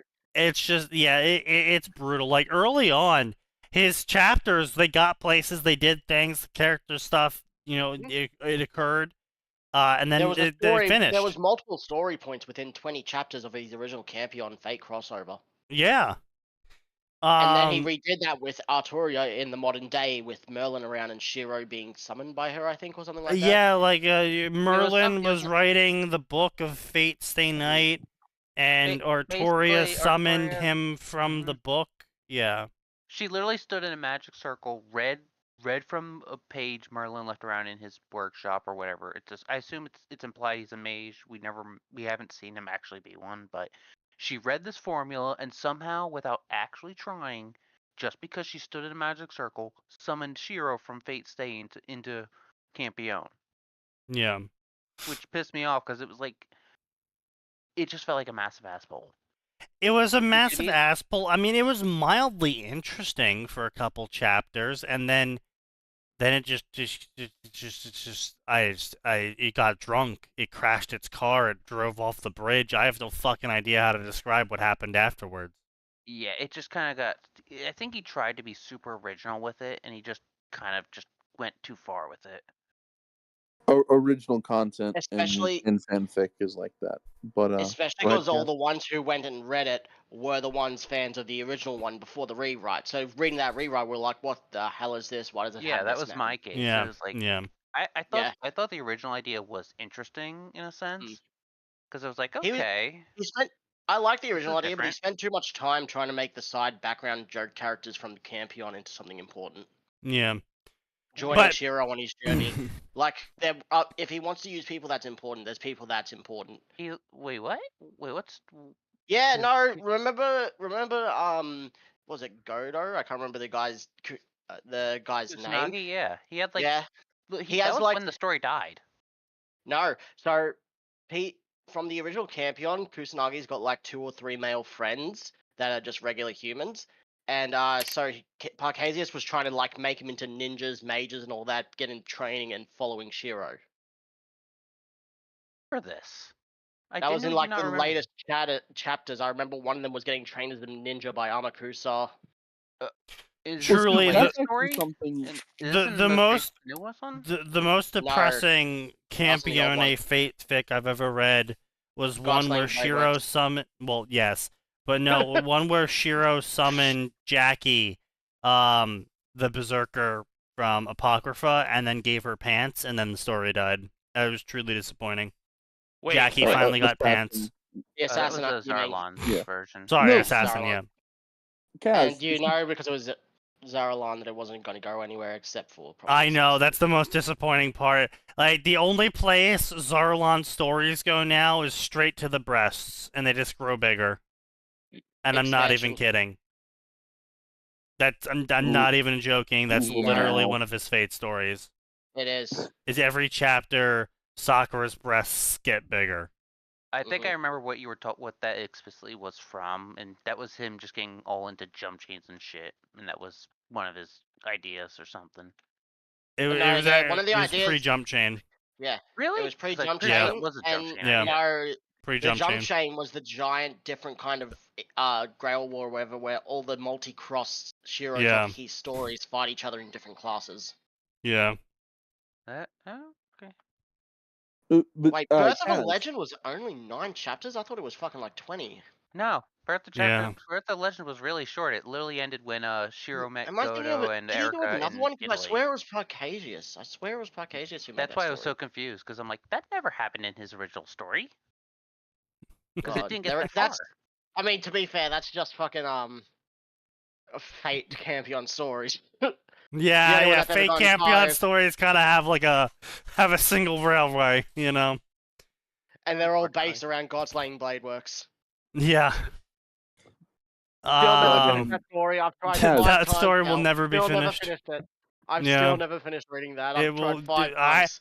Not only have I not finished reading it, it will never be updated. So it's like a race of it's a race of what happens first. Is will he update a chapter, or will I finally read one? Yeah, Kaz, you brought up using side characters and then trying to make them too important. That was actually, when you mentioned Godo's friends being trained by Amakasu, that was actually something I was going to do in Redegli, was as part of the downtime show Amakasu literally teaching Issei ninja stuff. Yeah, but Issei's your main character. Issei's your main character, not a side character who the only thing we have is name and one piece of personality. Huh. Well, I was actually going to have his friends be there, both as a foil in that they are still fully human, and also that they are, well, normal people without the motivation to dedicate themselves to things which can be deeply unpleasant in the moment. So there can be utility in that, but Yeah, sorry, but if you do that, I'm dropping your fic. I cannot stand those two from the perverted door. Gotcha. At all. Gotcha. I'm gonna be honest. I cannot read a story where they're relevant, especially from the original where they yelled at in class, "I'm gonna rape you with my mind. You can't do anything about it," or some shit like that. Yeah. Yeah, that was in the original DXD. They said, well, no, it I'm actually gonna gets rape you with even my worse. Is that everyone forgets that Saji's goal in DXD impregnate is to Sona, whether she wants it or not. yeah date rape Sona, get her pregnant with his kid, and then disappear. That's his stated goal in DXD. I thought he actually did want to marry her. It's been a hot minute He did since I read he the did light want to novel. marry her, but if he could just get her pregnant, that was good enough as well. Yeah. Yeah, I thought like that was his plan was to hopefully get her pregnant and then get her Man's to marry listening him to his because of instincts that. too much with that breeding fetish that every human Well, has. it's basically like see, the thing is like you could say his goal is like marry her. It's like, yeah, but it's not actually marry her, because if you compromise on the end goal, then it's not really your end goal. No, he just wants to get her pregnant. He just wants to sleep with her. His goal is to get her pregnant, and if that ends up with her marrying him, even better. But maybe I need to reread the light novels again. I don't remember the characters being malicious. While in a class, those two are actively like dreaming about raping their fellow classmates, while Issei is just obsessed with breasts. It's why Issei is technically the also one of them is a pedophile. Yeah, the younger the better. He likes not just the body type, but also the innocence. And yeah, because I was about to say it wasn't just the body type; it was the childish innocence that he liked to imagine himself fucking away with his dick. Okay, I remembered them as significantly less malevolent. My intention was not to make the main characters. My intention was hopefully, ideally, to actually just include male characters in a story, which would otherwise be largely dominated by female characters. And there are very few, unfortunately. You've got Gasper, the manliest man there is.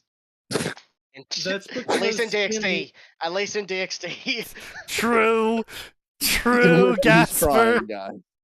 He's crying. It's just Man took dragon attacks from a fucking dragon and stayed without falling, and then when unconscious, froze the dragon for his teammate. That is the manliest man in DXD.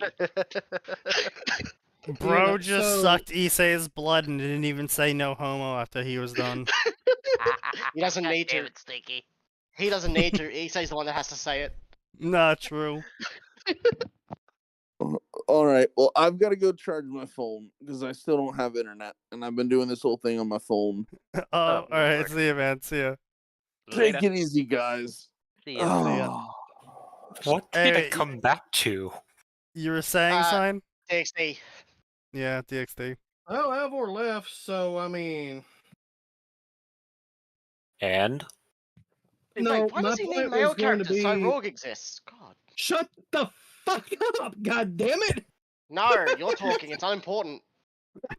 My point was going to be that the reason he doesn't believe they were that bad is because in the anime, they weren't that bad. They were told. Oh, yeah, no, the anime massively played them down, and Fanon especially plays them down heavily.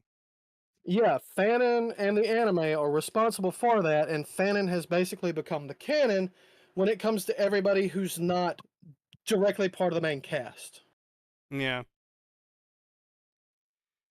More or less, Another one to blame is all those Issei stays human but still becomes badass stories, because Issei can't do shit on his own as a human against big bads, so they have to bring in a team, but the only people around Issei who's also human is those two. Yeah, no, I remember there was one story actually contradicts that. The big motherfucker, you know who I'm talking about? Strata? Oh, no, Miltan. Griselda's like Vasco Strider. Yeah, carrier? Vasco Strider, the Violence of Heaven. Yeah, the we all dude who said is Strata. purely human and fights with his fists and is just a walking wall of muscle. Well, yeah, that's literally why I was even coming up with that DXD story in the first place. He is literally 1 in a fucking million. Like. Yes. Now, point being though is that there was one story I remember that Issei stayed human in, and he like got it with a succubus or some shit. That one's so fucking dead. And he learned about etchy energy as an energy source, and taught it to his 2 friends, and he significantly toned down both of them. However. So what if I want to be a harem king and it just recently yeah, got a new chapter? Yeah, you're right. They actually did just get a new chapter. But yeah, he significantly toned down the accuracy of the 2 side characters for Issei. Because yeah, it's just if you're not gonna go with the Devil cast, you basically don't have any characters to go with. You have to make up your own, or you have to use obscure or side characters that had obscure one-off mentioned characters. Yeah. So it's kind of a shit cake all around. But anyway. Which at that point you may as well just use OCs, because what else are you going to be making? You're going to be making original shit. Yeah. Exactly. Anyway. For much the same reason, I didn't want to write Worm and Wormverse stuff forever, despite its initial success. I felt like I should also shake off other habits and tendencies besides length. I felt like I should, and short serial made sense as a time to do it. It gave me a chance to examine why I write certain things, and to see my writing naked. I will reserve my judgment on that, because a lot of people cannot see the flaws in their own writing. It is for this reason, I think, that a lot of writing teachers and professors ask students not to write fantasy or sci-fi. It strips things bare. Okay, but any teacher that tells their students not to write fantasy or sci-fi are hacks, because the problem isn't fantasy or sci-fi. And first off, you don't mean fantasy, you mean medieval fantasy, because fantasy is actually everything.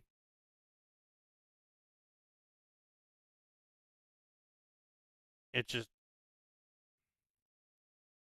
If you're going to sit here and talk about writing styles and how to write better and shit, I just feel like you shouldn't be fucking up in your own speech. Am I wrong there? Nope.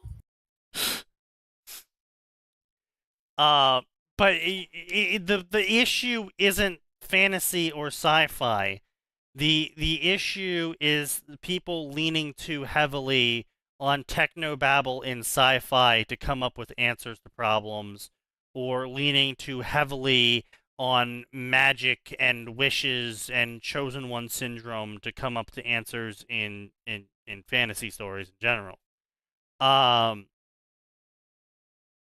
Trying to write a non-fantasy story is very different from trying to write a fantasy story. Why we separated it into different sections.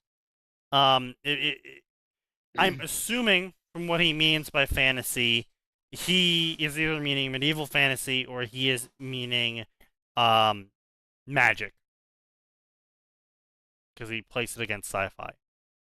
So he is proposing that people should write fictional stories that don't have magic in them or sci-fi tech in them, because it makes your writing more real.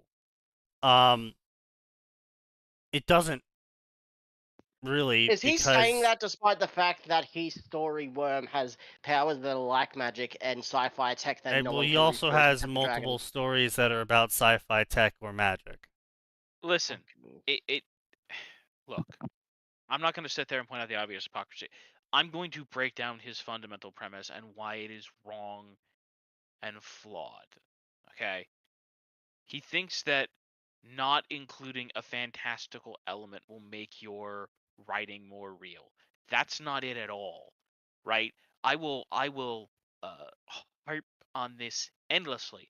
If you want a relatively good superhero story where one of its strong points is taking a realistic look at the different ways various governments would interact with people gaining superpowers overnight in the real modern world, including some societies collapsing, Wearing the Cape is an excellent series.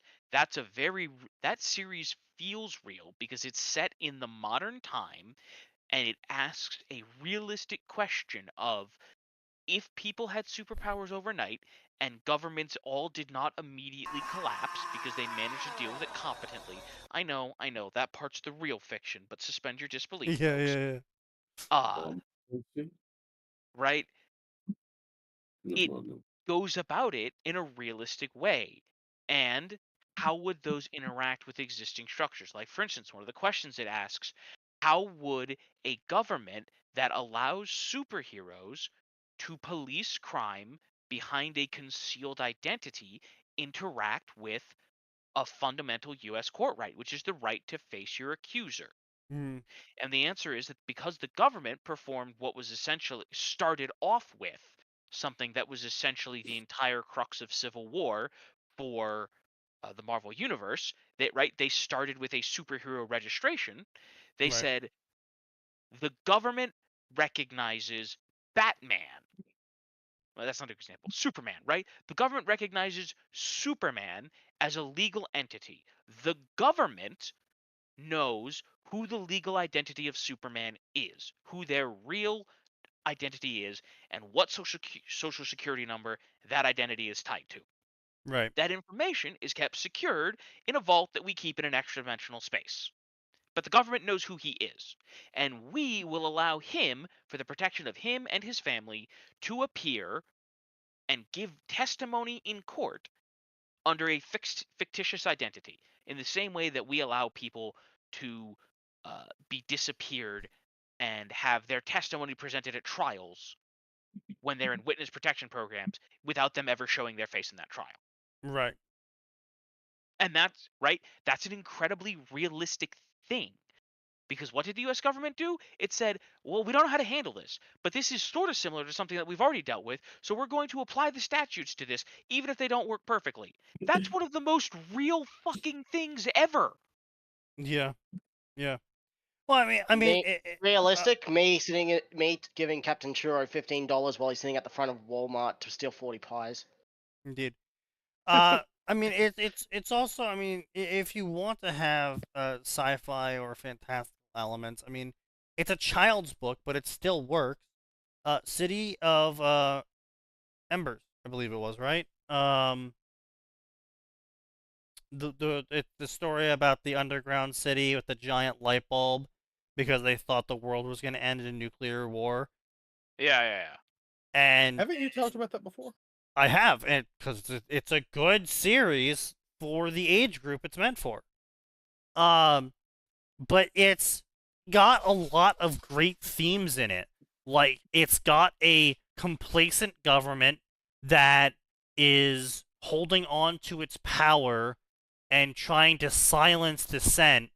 Not silence dissent because people want change. Silence dissent because supplies are running out.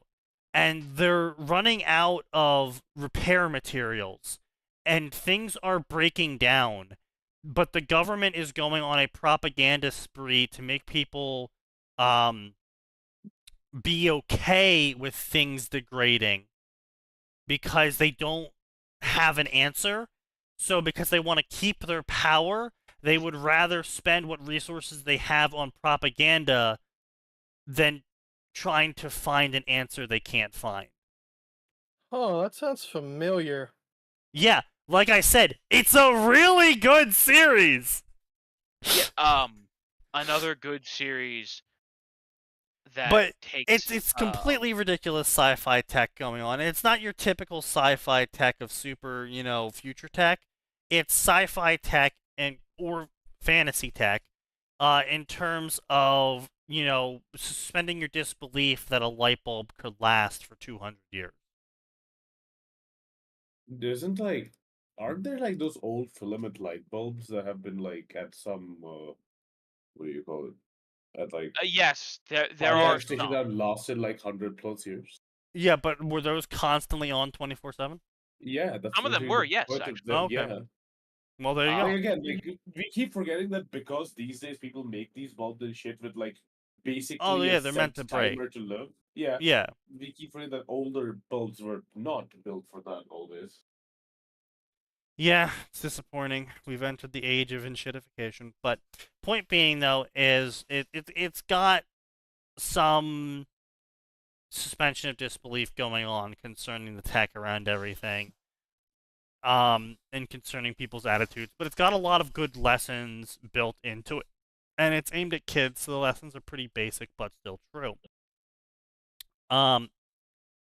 And it doesn't matter that you have to suspend your disbelief that they're in a city hundreds of miles underground and they're somehow surviving off of, like, mushrooms and super wheat that, like, can use the giant sunlight bulb energy to grow or whatever, right?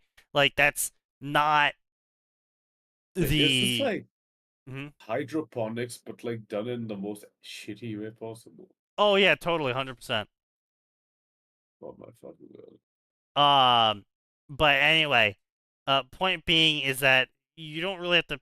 There's a lot of fantasy element going on in it, a lot of young adult tropes going on in it, but the point isn't any of that stuff. It's the lessons it's trying to teach and the commentary it's trying to make, and they're all very good. Well done, in my opinion. For the age group it's aimed for. And you didn't need to make it real to accomplish that. And the problem with looking at sci-fi and fantasy as the problem of writing real fiction is your own way of looking at fiction. It's a crutch. It can be used as a very heavy crutch, and it gets abused too much as a crutch in many stories, as we've all seen here on this podcast. As we've heard chanted by dozens of people on and off this podcast, saying things like "don't like, don't read," "it's fan fiction, anything can happen," etc., etc. Yeah. It's my headcanon, but it makes the most sense. Yeah, it's so my headcanon, but it makes sense, so it must be true. Yeah. Yeah. That one actually does kind of have a little bit of validity to it when it comes to some things you're inferring to, but yes, it only but gets that so much suspension of disbelief. But see, the common issue there is if I laid out my headcanon and then someone asked me, "Oh, is this canon?" and I said, "No, it's my headcanon," but since we don't have a canon answer for it, and I think I've gathered enough evidence to support my headcanon on it, it might as well be true. Yeah, that's just called canon enrichment because right, that's one thing. But unfortunately, what we see very frequently is that statement is not used that way. That statement is instead used in I'm going to now autistically explain why a bunch of characters who were shown to be straight are now gay in my story. Also, they don't have powers anymore. It's taking place in the 1940s. One of them's a noble, and they all go to a coffee shop. And this is my headcanon. and fuck you. At It that might point, as just well write be original canon. fiction. Yeah, at that point, just write like original fiction, dude. Like That's how those people use it. Like, That's it's painful. yeah, it's not being used as canon enrichment. It's being used as I am delusional and I want my delusion reinforced by the group I have chosen to participate in. These two characters literally have never had a conversation, but I'm gonna pair Legolas with Frodo anyway. God damn it. Damn, I guess they haven't. They have not in all of Lord of the Rings, they did not. Wait, they didn't? Surely they Not- did. Maybe in the No. books, but not in the movies. In the movies, they did not have a single conversation. about what? Anything. Well, it was They never talked to each implied that other. It's implied that they did off screen at least. Yeah, but in the Maybe. actual movie, I said in the books it could have, but in the actual movies, they didn't have a single talk. Who two talking to each other? Legolas and Frodo Frodo. and Legolas. Yeah. Legolas and I'm sorry, Frodo. what? No, they like in the books in Rivendell, they In the books, yeah, but in the movie they didn't. Legolas They and didn't- Frodo never had a in the line with movies, each yeah, other. They never had a line with each other. Yes, that's true. But But that's also Gimli because didn't like either. the entire Rivendell Yeah. sequence was sped up so much for the story that like yeah. Well, yeah. Yeah, But but still- most people won't be reading the books. Most people won't Point be reading being the is books. that Yeah. the point being is that people are out here like I know that Itachi has never met Hinata. Sakura. I think he met Sakura. In Shippuden, he met Sakura in Shippuden. Yeah. Never met Hinata, I but know yes. Itachi never met Ino, Hinata. but Nope. they totally fuck. It's like huh? Ino would. The thing is, though, Ino as a character would fall for Itachi. Yeah, she would. I know. Yeah. Yeah, I know. Bad Yeah. example. Yeah. Bam. He is her type. 10-10. 10-10. 10-10. Yeah, sure. But Actually, yeah, I think Tintin did meet and fight Itachi along with the rest guy. of No, Yeah. no, no, didn't they show No. up after Shippuden?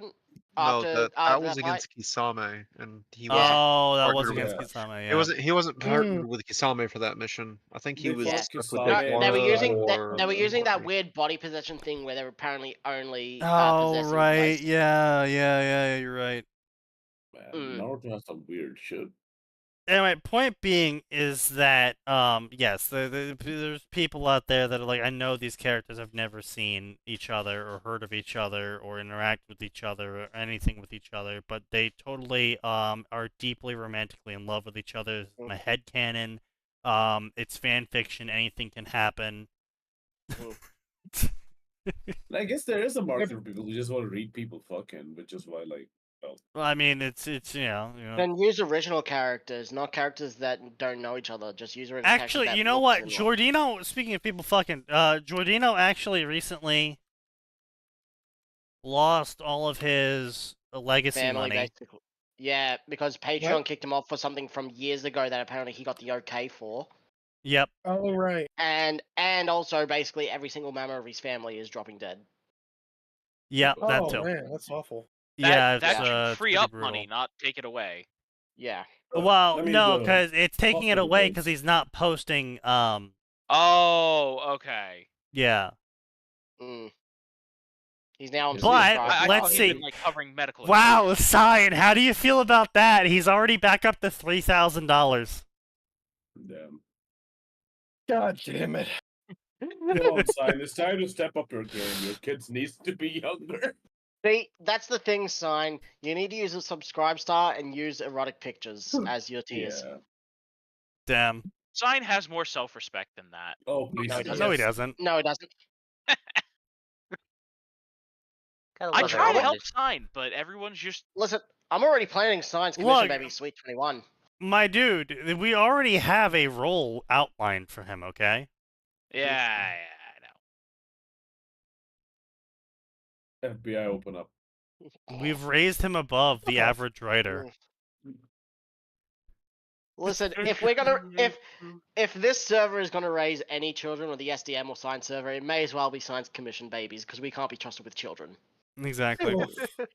No, hang on a minute. I trust Max with children. Yeah, Oh, true, yeah, fair I enough. do Yeah. trust Max. Yeah, Max would be like a good. Yeah, but father one for minority for the vast majority probably isn't gonna help that much. I feel that at least with like Atin, the child won't exactly instantly The Atin will play become Fire like Emblem. They're gonna be fucked up. Yeah, like like I think like Atin, like there's like something to be said. With God Sneaky, it's damn like it. the child will start drinking at the age of 3. Bro, the child will be an alcoholic before exiting the womb. Oh yeah, yeah, exactly. It will be born with FAS. Anyway, his fucking blood type will be alcohol. There's merit to not writing a story with fiction or with fantasy or sci-fi in it. It's rare I've ever had a visceral reaction to a chapter as I've had to Ripley's. I'm assuming Ripley was in Claw. It lands harder than Fate's Worse Than Death because it's more real and it's easier to empathize with it. I don't know. I don't know. I think that's completely false. I think it's really simple to prove you wrong. The early Marvel movies, the early Iron Man and Thor movies, a lot of guys identified with the main character of those movies and the trials and tribulations they went through, regardless of the fact that one of them was from Asgard and was a demigod or god or whatever, and the other one was a super genius philanthropist playboy who built a suit of sci-fi tech armor to fly around and blow stuff up in. And a lot of guys identified with it, though, because they had very real human moments of doubt, of finding what makes them valuable, of just connecting with each other, learning to see each other's points of view. I mean, the entire Civil War part was like, you could see this rift happening. Iron Man it doesn't is still one of the best Marvel movies ever. Yeah, absolutely. It doesn't. You're in a bad situation, you do something to get out of it, but ultimately, that thing that you did to get out of it starts to hurt you more and more and more, and you are getting more desperate to dig yourself out of the hole you jumped into to get out of the fire. And eventually, you come up with a solution when your back is against the wall and the world's against you. Wow, I can't imagine how anyone would ever identify with this. Yeah.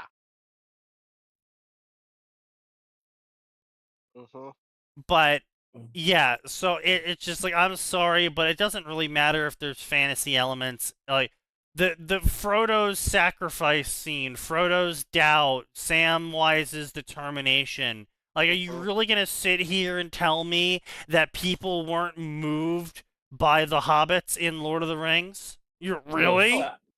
Sam literally set the fucking benchmark for what, like, a good friend should fucking Sauron was like, I can make the world your garden. I've already got one. Yeah. Oh yeah, no, listen, that is one thing that I will give Ralph Bakshi's animations for Lord of the Rings. Like, it does so much better of a job establishing to you just how good of a person Samwise Gamgee is. Sauron goes, I can make the world your garden. Nah, I'm good, I've already got it. He goes, I can make you the mightiest hobbit, and I can let you win and make you king of the world. Why would I want that? I want to go home. I've got a garden and a best friend. What else do I need? With Bro is channeling Marcus Aurelius extremely hard. Yeah. Yes. Like I genuinely suggest people go and read the Temptations, just the excerpt of what Saruman offered Samwise Gamgee, because it's very biblical in a literal. It's deliberately hearkening back to the temptations that were offered to Jesus Christ, not in the literal sense, but in the metaphorical sense, right? I believe that the trials that the Fellowship also went through kind of what's it called, mirror some of Job's trials that he Job's. Well, it's not just that; it's also it's also the labors. They effectively had to go through Greek labors. There's a reason that Hercules, whatever you want to call him, is so well known and so like beloved as a story by most men. Yeah, like that, and they've whitewashed it. Well, I mean, they have, but even back then, it was a wildly famous story and well regarded. Well, yeah, like even because that was just expected. Heracles was being a man. It was passed through word of mouth so many times by people that some stories that are 600-800 years old are less known than Hercules. I mean, less you don't written even need down. to look that far. If you look at for example, you look at the Journey to the West, Alien for example, Monkey, right? Yeah, Goku. Kong, most well known. Yeah, Goku, yeah. One of the most well known. And Black Myth Wukong is getting people into that more. Right, well. but that's my point though, right? It's just there is so many media, books, movies, games. I'm sorry, fucking John Halo. Are you really Oh, guys, none of the things that happened in Halo were really moving or visceral. We all it was the most boring shit ever, right? That's why they made 3 games and billions of dollars, because Halo was so boring. Because people needed romance in Halo. Looking at you, fucking TV show. Yeah, it's just I'm sorry, but you can tell amazing stories despite sci-fi or fantasy elements. It's about telling the story, not about how down to reality it is. And the story of the characters. Fucking, even ones like Doctor Who, fucking Rory Williams, the Last Centurion, is still my fucking favorite character, and that will never change. Why are you so human? Because right now I'm not. Which one was David Tennant? He's got 2 of them. 9 and 10. I believe 9 and 10. Yeah. No, 9 okay. and was it 10? No, 10 and 11. 10, 10 11. What? No, I thought it was David Tennant. Then it was someone else, and then David Tennant again. Point being is that David Tennant twice, and then he comes back again. The point being is that Tennant was a great doctor because they had some amazing episodes coming out of that shit. They had shit he's a good man, he's got too many rules, and he's just no. Good men don't have rules. Good men don't need rules. Don't make me break mine. You should ask yourself why I have so many. Yeah, you should ask yourself why I have so many. Don't make me break them. Yep. Yeah, it's just good, solid moments. Peter Capaldi, the 2 moments stuck in my head is why he chose that face. You don't have to save everyone, just someone, the fucking flashback. Yeah. And look up the doctor under cause of death. Yeah. Capaldi had a few good moments, but he was ruined for me on 2 reasons. One, his first act as the doctor was to steal a coat from a homeless man in the middle of winter. And 2, they fed him all the SJW bullshit, and he just ate it up. Yeah, they had a lot of that going on as well, yeah. But point being, though, is that the older Doctor episodes, they had a lot of even though he was some immortal time traveler, there was a couple episodes where he sacked himself. He bit the bullet in this big emotional episode. You're really gonna sit here and tell me one of the most popular British TV shows in existence wasn't popular because it had sci-fi in it? Yeah. Like the one where Tennant finally dies for the last time to free Donna's dad. Yeah. Which it was a completely fucking dumb setup, but still, it hit. It hit hard. The Tennant, Smith, and who was the? No one cares about that. I can't remember the fucking old guy, the Doctor crossover. Maybe, yeah, where he says where he gets told this is your future, the man who regrets and the man who forgets. Yeah. No, actually, no. That one was good. Yeah, that was good. That was a much older incarnation of him. Yeah. That was not Eccleston. That was pre-Eccleston. No. It's the Doctor they chose to forget. One, right? Gallifrey stands. That noise. The only Doctor it brings hope to everyone. Why is it the second I go to the restroom, it goes to Doctor Who? One of the things I could comment on Yeah. Everything becomes Yeah. British. Well, now that we're over here moving, trying to figure out what doctor was what. It was awful to listen to. well, now that you're back, we can move on past Doctor Who. Yeah, I know, right? That's as it. Can we go back to should Doctor be. Who instead of Hey, Wild but Boar? point being is that Wildbow made a proclamation that because a story has sci-fi or fantasy elements in it, it just can't hit as hard and can't emotionally resonate with the audience as much. He's wrong, but Yeah. Yeah. okay, And so that's why I went to there's- Doctor Who, because when you think Well, sci-fi, we you brought can't up get it. Halo, Doctor Who, Marvel, across the board. There's so many fucking stories in media that's just it. Band Star of Brothers. Wars. Band of Brothers is possibly the only evidence that leans in favor of Wildbow. And that's more historical, right?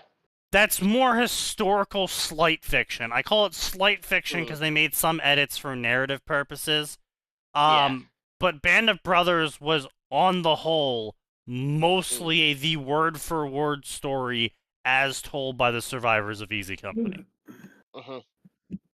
So, okay, Wildbow is wrong, yes, but the problem is his opinion there is not uncommon, to the point that that's the opinion that the publishing companies have held for a long time, which is why they've never wanted to take much of a in the way of risks on sci-fi, so sci-fi didn't get as much traffic as it should have until self-publishing came about. Yeah. I mean, that's not really. The problem with There was an sci-fi is entire that you have boom such of sci-fi. Yeah. With the likes of Asimov and etc. Like there was an entire boom of sci-fi. Yeah. The problem with But like sci-fi I said, is as there's much as it such should. great examples of sci-fi stories that if you try to do something, your work is gonna be compared to them, and you're gonna be called the inferior version Oh, of them. well, and yeah, you've just gotta try and obviously, make- it's you've just got to infinity. try and go through that and make your own place in the literacy world. In the Speaking world of fantasy, I mean, But, like- Aragon is just knockoff Tolkien. Like if you look at the fact that also regarding the whole publisher thing, why publishers want to play it safe with science fiction is because legitimately science fiction books that you could read and be this is a masterpiece still somehow fail in the market. For example, the Hyperion Cantos, the entire story. Well, yeah, I mean, it's actually really easy to explain why sci-fi fails in the market. Is a lot of people don't think about it. Yeah. It's niche. No, it's just a lot of people so the reason why the noble savage trope exists is because people have a blindness to the survivorship bias of stories from the past. And because of this, stories about knights and dragons and castles are, on the whole, more interesting to people because that fits into their worldview already. While most sci-fi stories ask the users, or game players, the readers, the watchers, whatever, most sci-fi stories ask people to imagine, which is already losing a massive amount of people. Imagine a future, which is, again, another major cutoff. Imagine a future where X technology that they don't understand is important and has changed society radically. I kind of super agree with that because if you look at some of the most successful science fiction stuff, it kind of has a very big basis in current day reality to some extent. Look at Dune, right? Yeah. Just go to the Middle East. Well, I mean, it's not just that. It's Star Trek, for example. It has a whole shit ton of sci-fi bullshit in it. Yeah, but that's with Star Trek and all, the visual medium kind of takes away half of the imaginative. Well, not only that. Yes, Star Wars and Star Trek highly benefit from the imagination aspect. I think science fiction generally just benefits from visual stimuli. Yes, but it's more both Star Wars and Star Trek don't do really out there things, right? So Star Trek, the first no, one that went, no, they the Dyson spear.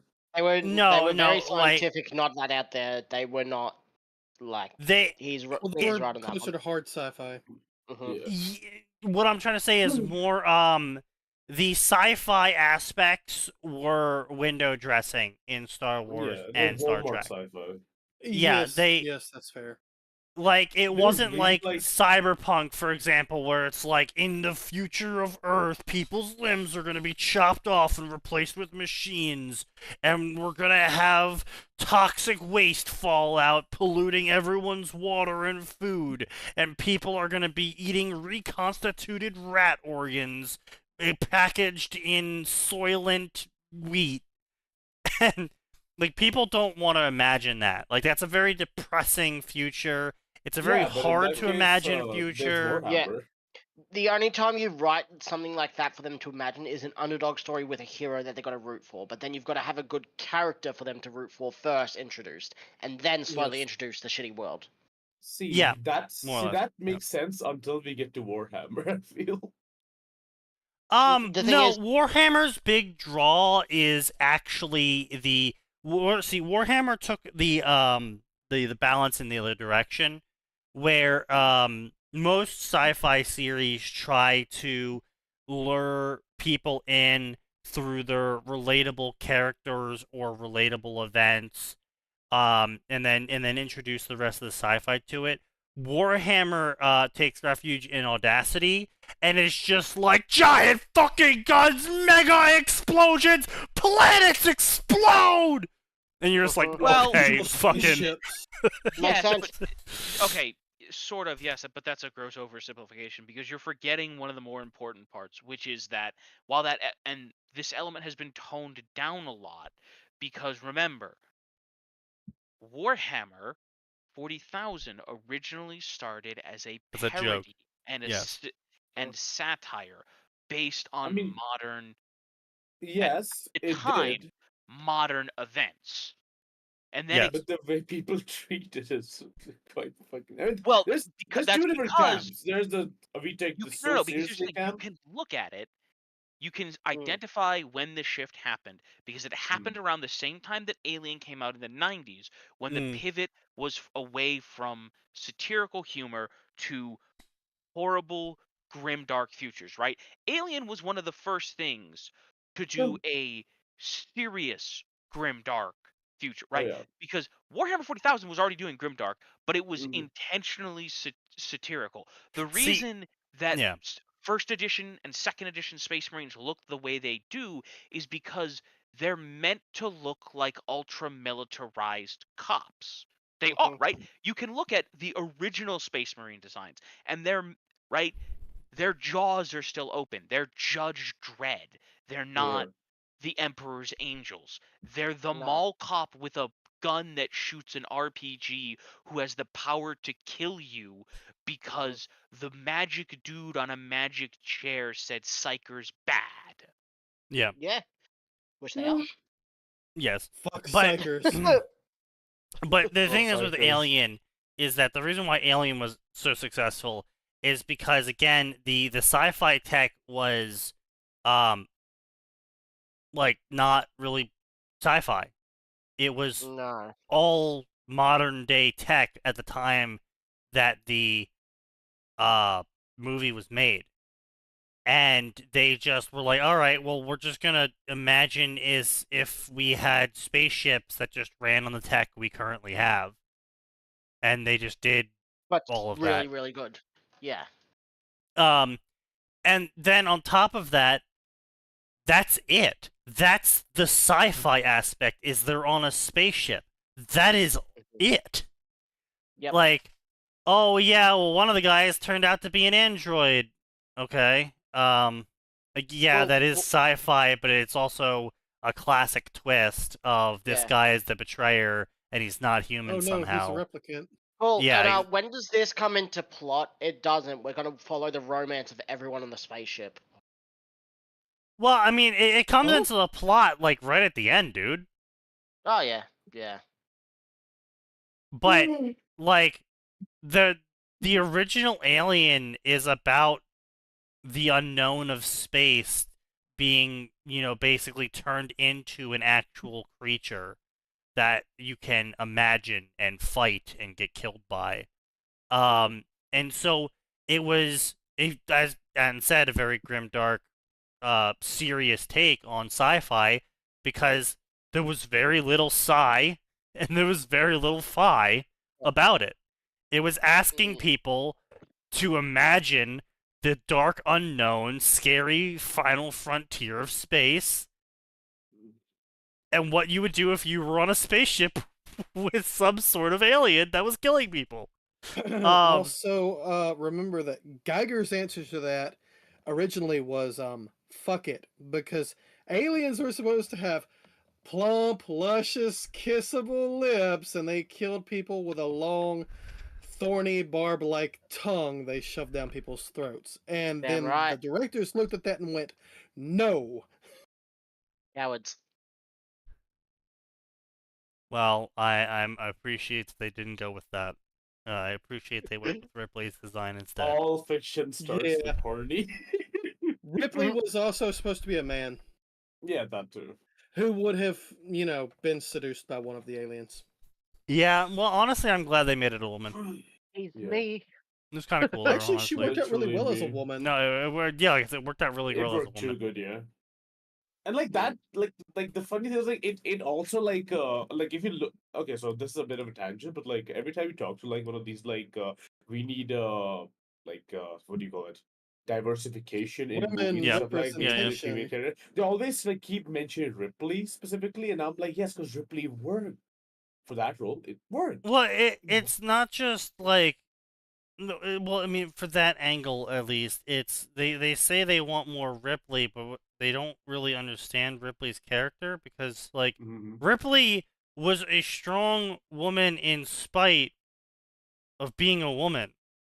Like they had that as a character thing. She was emotional in scenes. She made bad choices. She was scared. She ran away. Eventually, yeah. Drum roll, please, ladies and gentlemen. Human. Yeah, she was human, yeah. She had flaws, and eventually, yes, she overcame some of those flaws and managed to get away on the escape pod, and then had the final confrontation to finally banish the fear of the unknown away in a very suitably narrative cinematic format. She also didn't like look at the screen in 5 minutes and tell us how we're bad for being men. So that. Well, I mean, yes, there's that too. But more is just that right at the end, this is another important aspect of the movie, is that right at the end of the movie, Ripley sits down and starts her flight log. Because she's a professional, A. But B, because she doesn't think she's going to make it. She doesn't get a happy end.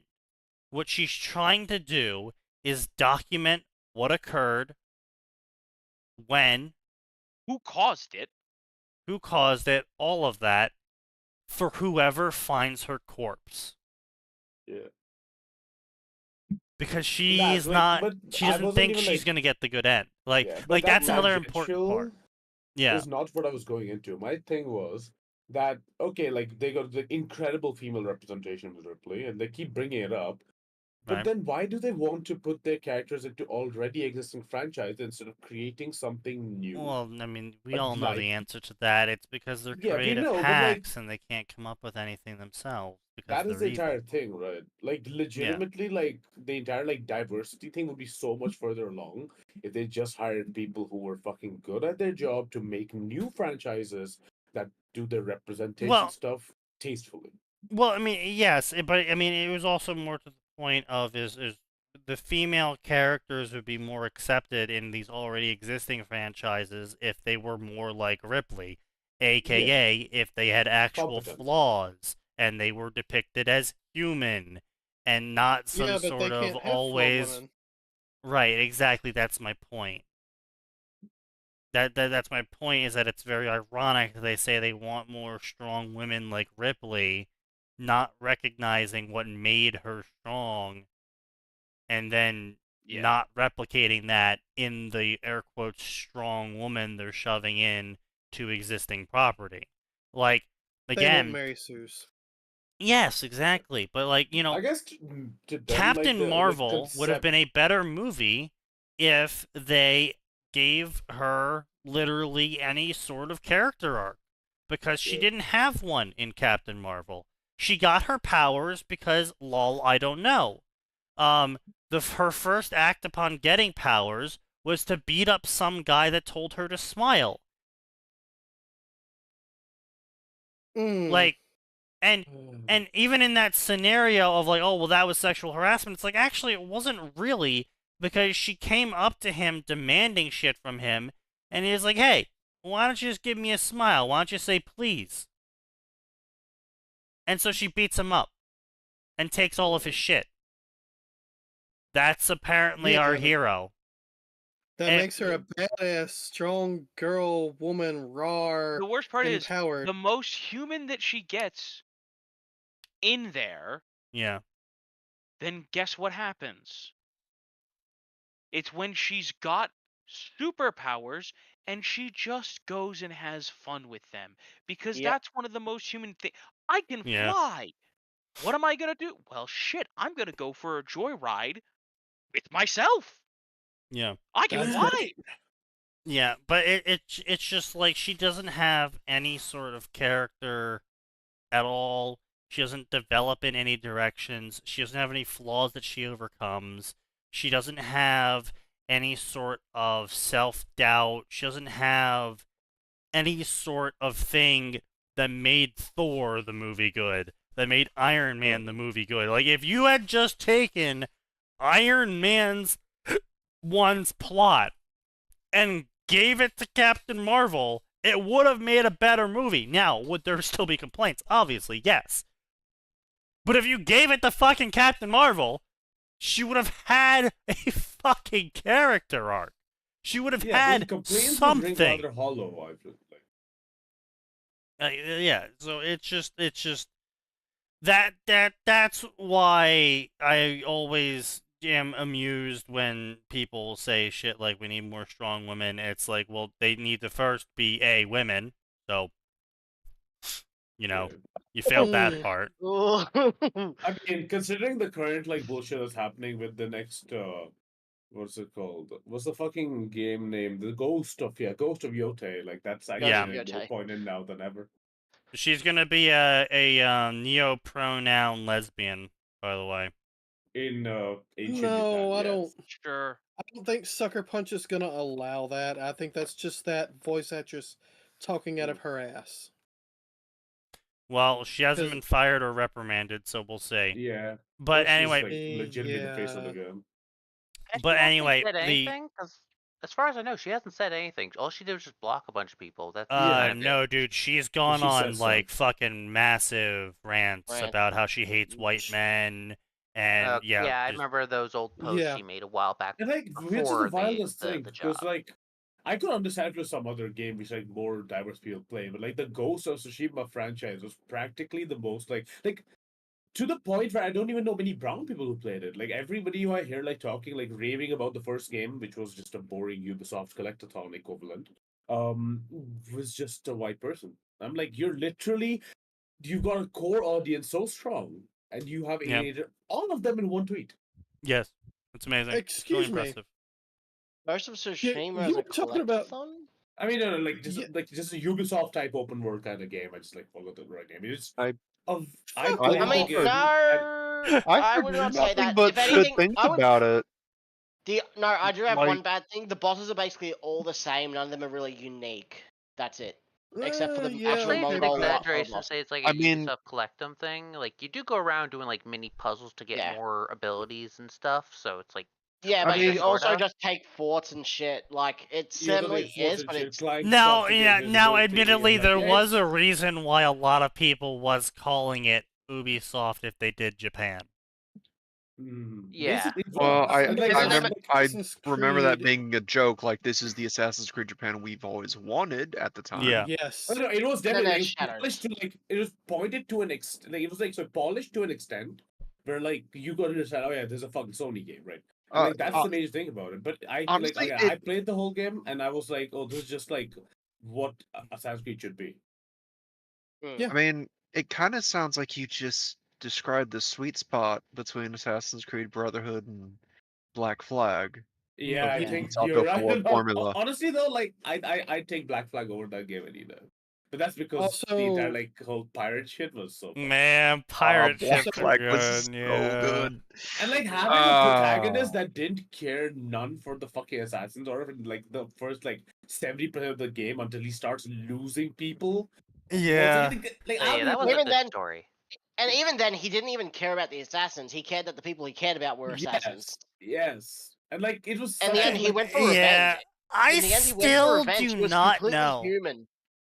I still do not know how you can exit the success of Assassin's Creed Black Flag and go on to create Skull and Bones and then completely fail at understanding why people enjoyed Skull and Bones. I was like, Black Flag. Just totally failed at understanding it, despite everyone screaming it from the rooftops. I can explain that actually. The guns was real fun as the pirate. Like the entire, like they got fuck. And also another thing that really baffles me, they got the entire prototype for fun fucking like ship battles already. So why did Skull and Bones take so fucking long? Because it's Ubi shit. Hell. Originally, no, I can actually tell you exactly what happened. Is right around the time of Skull and Bones being produced initially, Battle Royale got popular. Oh yeah. And so they tried to repivot Skull and Bones to, instead of being an open world MMO pirate boat simulator, into being a Battle Royale PvP combat game with boats. So they originally, it was exactly what it was made out to be. That's what it was advertised as. Was this is Black Flag without the Assassin's Creed? They had it, almost to the point where they could have released it. And people were hyped for it. But people were hyped for the fact that it's basically my own. I would have. They would have made for the so ship much battles fucking and money. upgrades. Yeah, I would have paid for it. They would have made so much And fucking money. what happened is the same thing that happened to Suicide Squad Kill the Justice League. They started out with a great idea for a game, and then somebody higher up went, "Hey, look at this new trend. It's hot. We need to chase this trend." And then another came along, and another, and it just killed the fucking game because they kept trying to. Part of it was because they could keep developing it, considering it was being developed in Singapore. They were the ones who made like the entire like boat system also for Ubi. And like the thing with the Singapore studio in the beginning was that it was actually like a hyper talented studio with like the best Singaporean game developers. And considering like art and design to a very long extent had already been done in like Singapore and stuff, they were competent. It's just that as more and more shit kept going on with Ubisoft, most of those people just moved. Yeah. Well, no, like that's the wild thing about Skull and Bones. Like that's the wild thing about Skull and Bones is that I played the free weekend for the official release of it, and you can absolutely feel the moments where this part of the game was made early on by the competent team, and this part of the game is made by the dipshits. You can 100% feel the shift between the parts of the game. Because I know two people from like the original Ubisoft Singapore, and they like if I ever talk to them about this, they just shut up. They just go like, "I don't want to talk about it." Like, oh my god, could you have imagined having a fucking NPC pirate crew and you go around and fight and board other players and it then that'd be amazing. A the third sea person themselves. Yeah, well, the sea shanties obviously, but like it goes from like a third person ship battle into a first person shooter slash RPG-ish sort of scenario, and like that would have been so fucking cool. One of my biggest And the disappointments wildest with part, right? Assassin's Creed. They had all of the tech. Assassin's Yeah. Creed Brotherhood multiplayer was Kino. Yep. I joined way too so- late for that. It was I so tried playing good. it, no one was I'll be honest. playing it. The thing about Assassin's Creed, I'll be real. The last good Assassin's Creed they made, if you don't count like all the bugs and all, was Unity. It was like all back from yeah. there. Like, Oh, 'cause totally. Unity Yeah, was- actually, yeah. Once Unity got fixed with the It was bugs a actually brilliant fixed, fucking game. It was it so is a good game. And it has all the best DLCs that Assassin's Creed has ever done. The first one. by It far, also like, had the ridiculously good. one thing that everyone dreamed of, which was playing Assassin's Creed with your friend in the story Oh yeah. and pulling off crazy, stupid things Combos. during the story. And then they took that out for Syndicate, if I remember correctly. They just made Yep. it choose a protagonist. Mm-hmm. I will say that Valhalla was really good if you ignore the woke bullshit. Valhalla. Okay, no.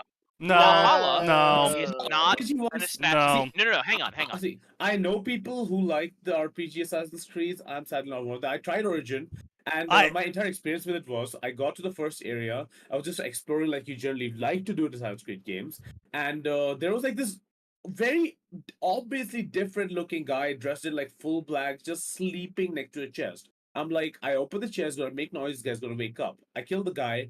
I move to the next chapter. Yeah. No build up, nothing. Yeah. I didn't even get to do all the quests to know who this guy was. I killed him by mistake. Yeah. And Well, it's I'm not the next just chapter. that, I'm like, right? oh, okay. It's like I played Origins. I played a lot of Origins. I was there for nearly. I got to like maybe 90% at Origins, and then they kind of lost me with like the Egyptian gods and the. Like there was a bunch of weird shit, and they tried doing like this season pass FOMO shit, and that really killed my enjoyment of the game. But then I did Odyssey, and I got maybe halfway into Odyssey. I couldn't do all of Odyssey, but I still liked the RPGification of Assassin's Creed. Like it didn't lose me yet. Like it was still good, but I tried playing Valhalla through the Game Pass, and I couldn't do it. The controls Mirage, felt right? like drunk. Have you tried Yeah, Mirage? the controls were fucked. Huh? Have you tried AC Mirage? No. I'm just I would kind of done with recommend it. AC games. I'm No, yeah. like, Which I would one's recommend that? it because it's like I'm not even. yeah, it's a I'm just done with throwback AC. I to- it's don't like, really it's like a care. throwback to old AC The only thing I'm games. gonna do, and the only I thing don't I'm really gonna do care. with AC anymore is replay the Brotherhood trilogy, the Ezio True. trilogy, and Black Flag. That's it. Yeah. Like, Yeah. I think, but like, Maybe I would, Unity. I would heavily kind of recommend if you can, or if you get it cheap or I'm free, just play not Mirage, interested. Yeah. Just Any- because it's like playing an old Assassin's Creed game with like current day like modernization of like tech. Plus, you can teleport. That's the only real big thing in it. No, see that was the only thing. Because here's the thing, I didn't like any of them. I didn't like Mhm. Origins. I didn't like Odyssey, Valhalla. Odyssey, and I didn't even touch Valhalla Yeah. because I hated the I hated the shit. RPGification of it. It's Yeah, not same. at all Like, what for I me, it wanted. did not work. I wanna be It's a clear. 50-50 thing, yeah. I want to be clear. It's a perfectly right. When I take a step back and I look at them objectively, there's some pretty fun RPGs, but it is not what I want from Assassin's Creed. Yeah. No. Yeah, that's fair. Again, they hired like half the And fucking also- Witcher development team, and that's what happened. That And explains also, a lot. I look at those the newest games. I look at the characters that we play, and then I compare them to people like Edward and Ezio, and I just go and True. like, these Yeah. guys are fucking boring. Why am I playing They're them? forgettable. They don't have any Well, character Alvor, to them. Yeah. Alvor does have character and is memorable, Yeah. but nah, not the not others. to the same extent. Like it's Yeah. not just Even not to the Unity, same even extent. Unity with Shay and oh fuck, I can't No, remember. no, the that's name what you're looking at the one Syndicate was the one where like the character went to die, even though they tried so hard. It was like nothing hit, if that makes sense. Yeah. Yeah. And the last, I think, intriguing character they had was the one from what's the name, The one Rogue, yeah, the one where he plays the Templar. That was Shay Cormac. Yeah. That's right. That's what I was thinking of. Yeah. Yeah. And Anyway, after that, it was just like, who the fuck are you? Let's get back to terrible takes from Wildbow, because again. We're still not done. He's with never that? had a bro, we're not even. so many we're not even. We're like an eighth into his essay. Wait, is this the same biography where he compared his bullies to a imaginary black girl that he thought up of, or is this a different essay? Oh no, this is a different essay.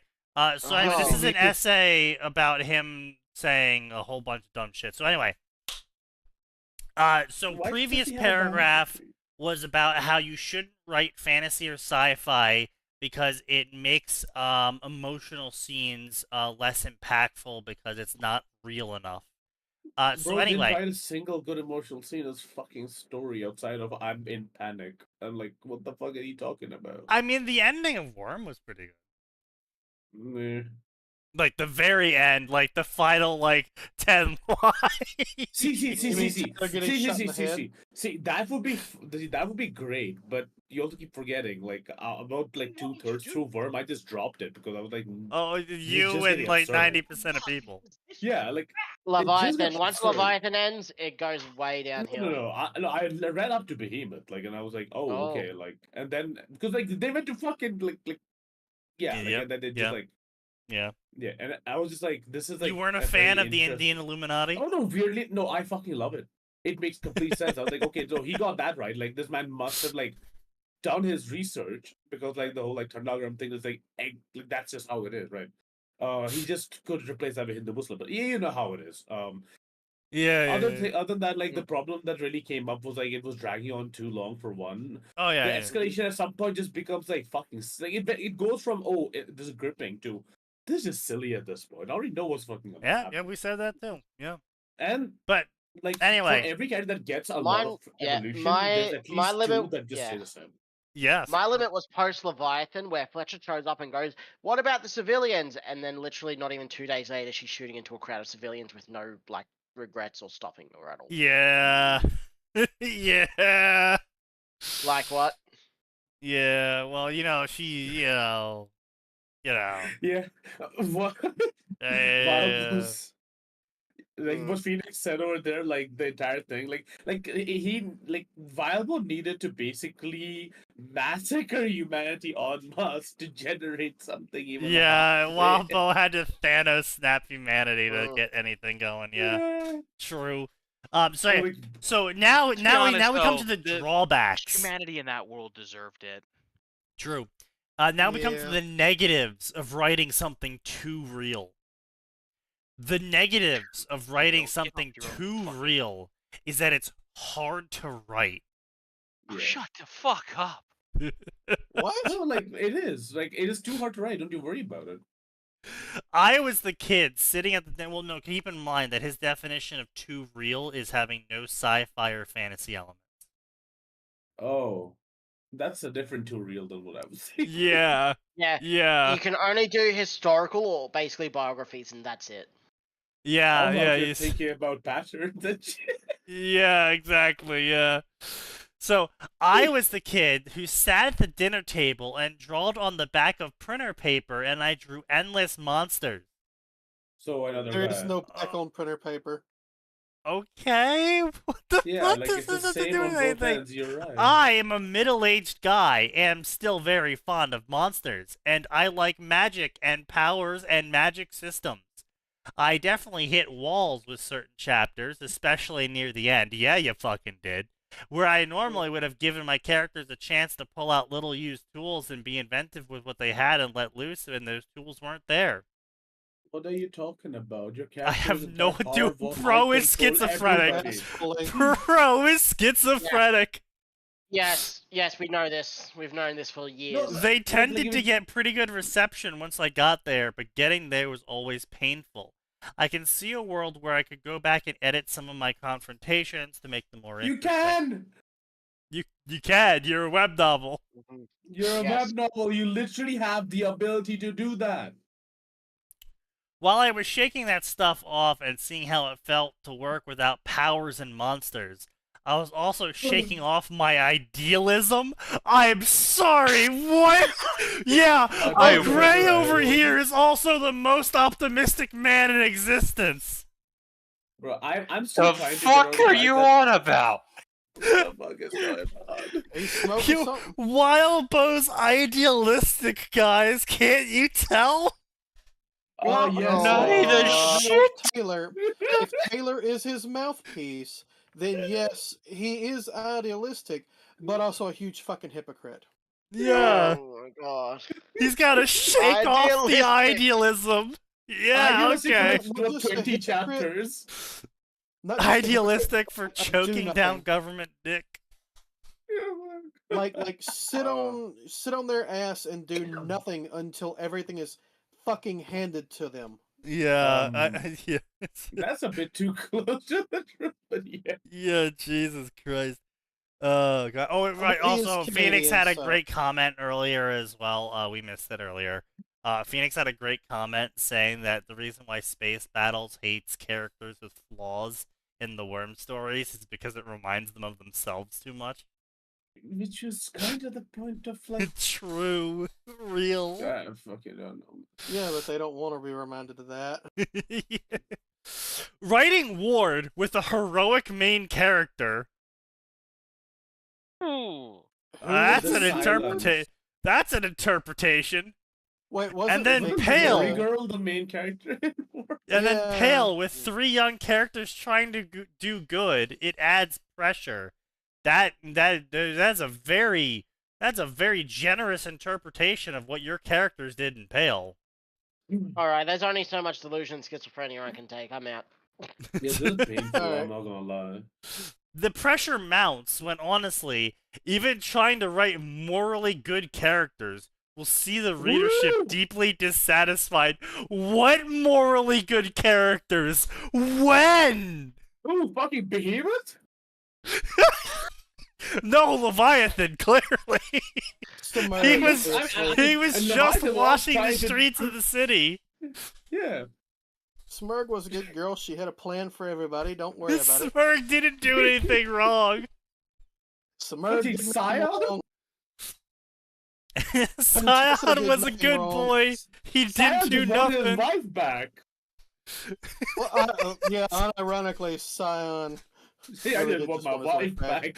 Scion was literally caveman, drug hit wife, miss wife. Yeah. No new wife. Drug sad. Like, I'm sorry. It was an endeavor to write morally good characters. Fucking when? Name some, please. Name one.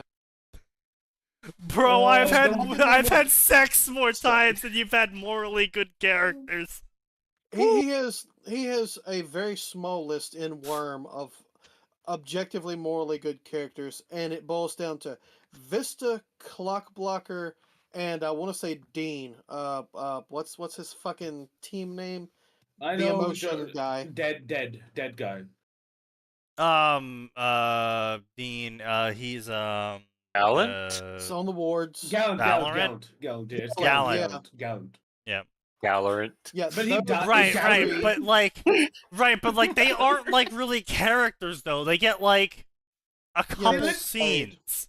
But like Exactly, Gallant died. side characters. Like Gallant died in like fucking Leviathan, for what I remember. I thought that was Yeah. Aegis that died. No, I think Aegis Gallant died. also died. Oh, here we go. Yeah, here's a also quote died, of they some both died. morally good characters trying to do good. Okay, let's see here. Makes me think.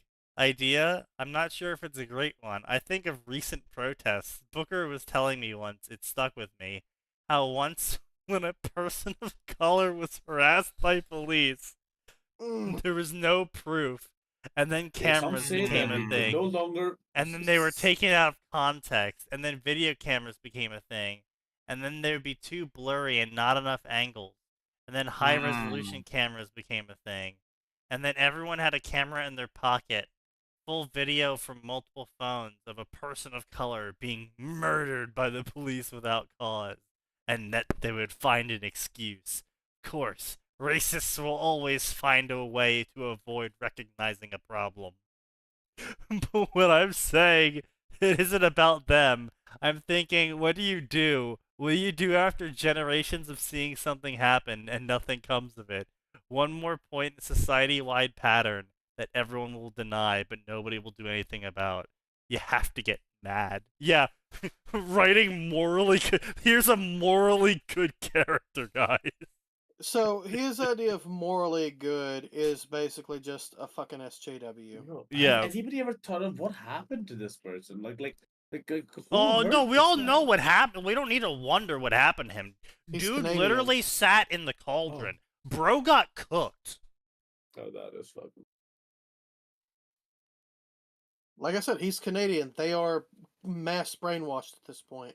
Well, it's not. No, I'll but be it's not. honest. It's not just the mass brainwash of Canada. Like, dude literally sat around a group of sycophantic SJWs who would only give him praise when he was self-exiling himself and was agoraphobic and wouldn't go outside.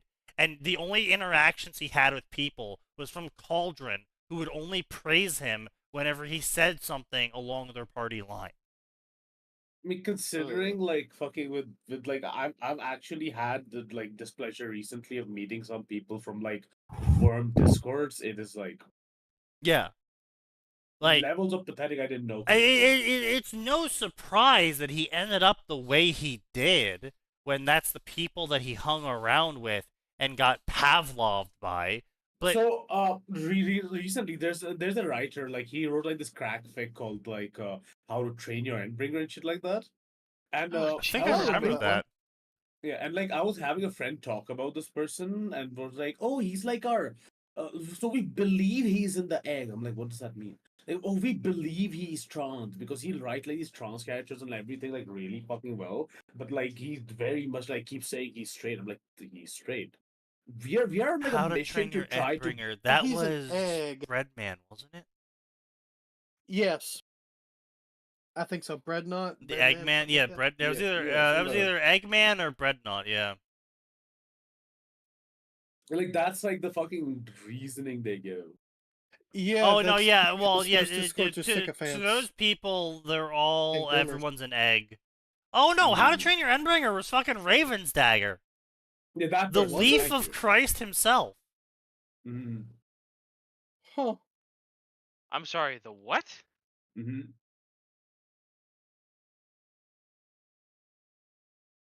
Yeah, we were. Little Yeah. League Phoenix. So this Okay, person is well, there like again that like oh he's No, got yeah, to no. be an Phoenix egg is kind of character. 110% not trans. Yeah. Yeah, no, Not what? he's not trans. Okay. Yeah. Because these person actually have like an internal like betting pool and are trying to openly try to get this person to like be trans. Yeah, Yeah, I that's know. what those Yeah, communities they do. do that stuff. Yeah, It's called grooming. yeah, Mm. yeah. Damn, I remember. Yep, the final chapter, January 29th, 2020. Rip. I don't blame him for killing it though. Like it kind of got out of hand. Oh yeah, like Same. I recently I read the thing half of it and I was like, this is just like there's just no point to it. It's just getting boring now. Yeah, that's literally all of Raven Dagger's worm stories. Is there's no point to them. They had a Now that kind you of can funny understand where original this person comes idea. from. I mean, there was another funny one where Taylor had the ability to lollify a bunch of capes. Hmm. What? That sounds. Why are you saying what? That sounds like something you would write. Yeah, except none of it was sexual. It was literally she just turned them all into little sisters and then took care of them as the big sister. So by like fucking outcomes, this person's buried inside. Look, Raven Dagger has know high what I highs and like. low lows. Yeah, true. Real. That's so true with him. But I think now we can understand why to some extent. But like, yeah, the worm discords are legitimately like. Yeah, the worm. They're turgid. cancer. they're very cancer. Oh, that's right. You guys missed my Chuny speech from earlier. You two weren't here when I made it. What the fuck? Kaz wasn't here. Damn it! I'll have to tell Kaz later. Well, get C8 to clip it and play it. Yeah, that's true. That's fair. That's real. Yeah. I'll ping him. But basically the joke was that because we all know that fanfiction authors are cancer, I will be the radiation that excises the cancer. My fucking god. Jesus. The fanfiction writers are cancer, and I am the barber's blade. I am the surgeon's blade. Oh my fucking god. There he is. Yeah. Damn, he showed up fast. Pick the start. Give timestamp. Give timestamp. Oh my god. But yeah, like there's no saving some fandoms at this point. Well, I mean, yeah. Well, I mean, there's no saving any fandom, really.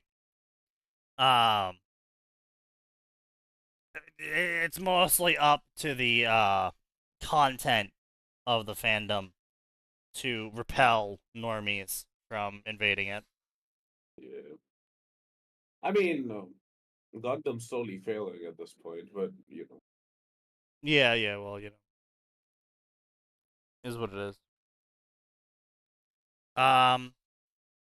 So anyway, yes, to shake off his idealism of writing these morally good characters of his main cast that he writes so often of. Little things get lots of attention, especially when stakes are high and characters have power, and my stories tend to deal with broken worlds that need people with power and opportunity to fix them. The audience puts a lot of expectations on those characters and care a lot when those characters have any failings at all. Well, yes. But that shouldn't be your problem, and that shouldn't be an excuse as to why you can't write them. But that would mean actually improving his skill and putting in effort. Oh, please. It's fanfiction. Exactly. You write garbage like always, and everybody will still somehow fucking read it. True. The fuck did I miss this time? Everything. Don't worry about it. I feel I should, given that y'all pinged C8. No, don't worry about it. That was something else. Yeah, It's for sneaky. Were you here for the part where Wildbow proclaimed that he wrote morally good characters? Yes. Okay, good. I'm sorry. And that he was idealist. Discord? Oh, were you not here for that part, Max? No, I was like, I've been here the entire time, but I've been zoning out here and there. Yeah, we noticed. Well, okay, I've got a good Go to reason sleep, this time, Max. technically. Sparking Zero's AI is a real bitch to fight. Oh, you're playing that? Oh, fuck, I started Fantasia today. Yeah, but anyways, Yeah. Wildbow is saying that you shouldn't write sci-fi or fantasy stories because it's hard to write emotional moments in sci-fi and fantasy stories. And then the drawback, however, of not using sci-fi or fantasy is that writing stories that are too real is hard. Because he was the kid that liked to write fantasy stuff, and he still likes fantasy stuff, and he's really bad at writing fantasy stuff. So that's why you shouldn't write fantasy stuff, is because he's bad at it.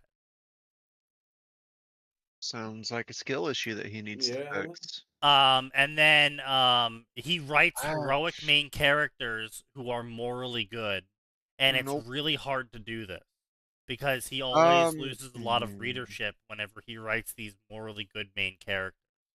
I think that says more about his morals than anything else, to be honest. Yeah, that sounds like somebody was bullied a bit too much as a kid, to be honest. But hey, that happens. And then we read a chunk out of his story that he considers to have morally good characters in it, and it's none of that. Yeah, it doesn't really give him a ringing endorsement for. Yeah. So anyway, side note: MDF Fiction wrote an interesting treatise on Canadian politics and how my Canadian attitudes towards government, politics, and power shaped Pale. Eh? Really? That Bro really wants to feel important. Damn. That's Those, yeah, don't worry about it. Don't worry. Bro is quoting the Civil War of 1812 in a treatise. Damn, he really is damn. That's I guess you could call that a treatise, all right. I mean, it's like 5 paragraphs, but okay. What does it say? Summary: Pale is a dialogue of Canadian political culture, which is because all countries are unique. This post goes into the tendencies of Canadian society regarding how the state is viewed and how Pale approaches these topics. Before I make this case, I think it's best to clarify how I came to believe the things I'm going to say about Canada's political culture, because I am a historian specializing in the history of 19th century Ontario. Wow. Okay, so can you name a more useless job? I don't know. Do you think he has a job? Like, that degree ain't getting him no job.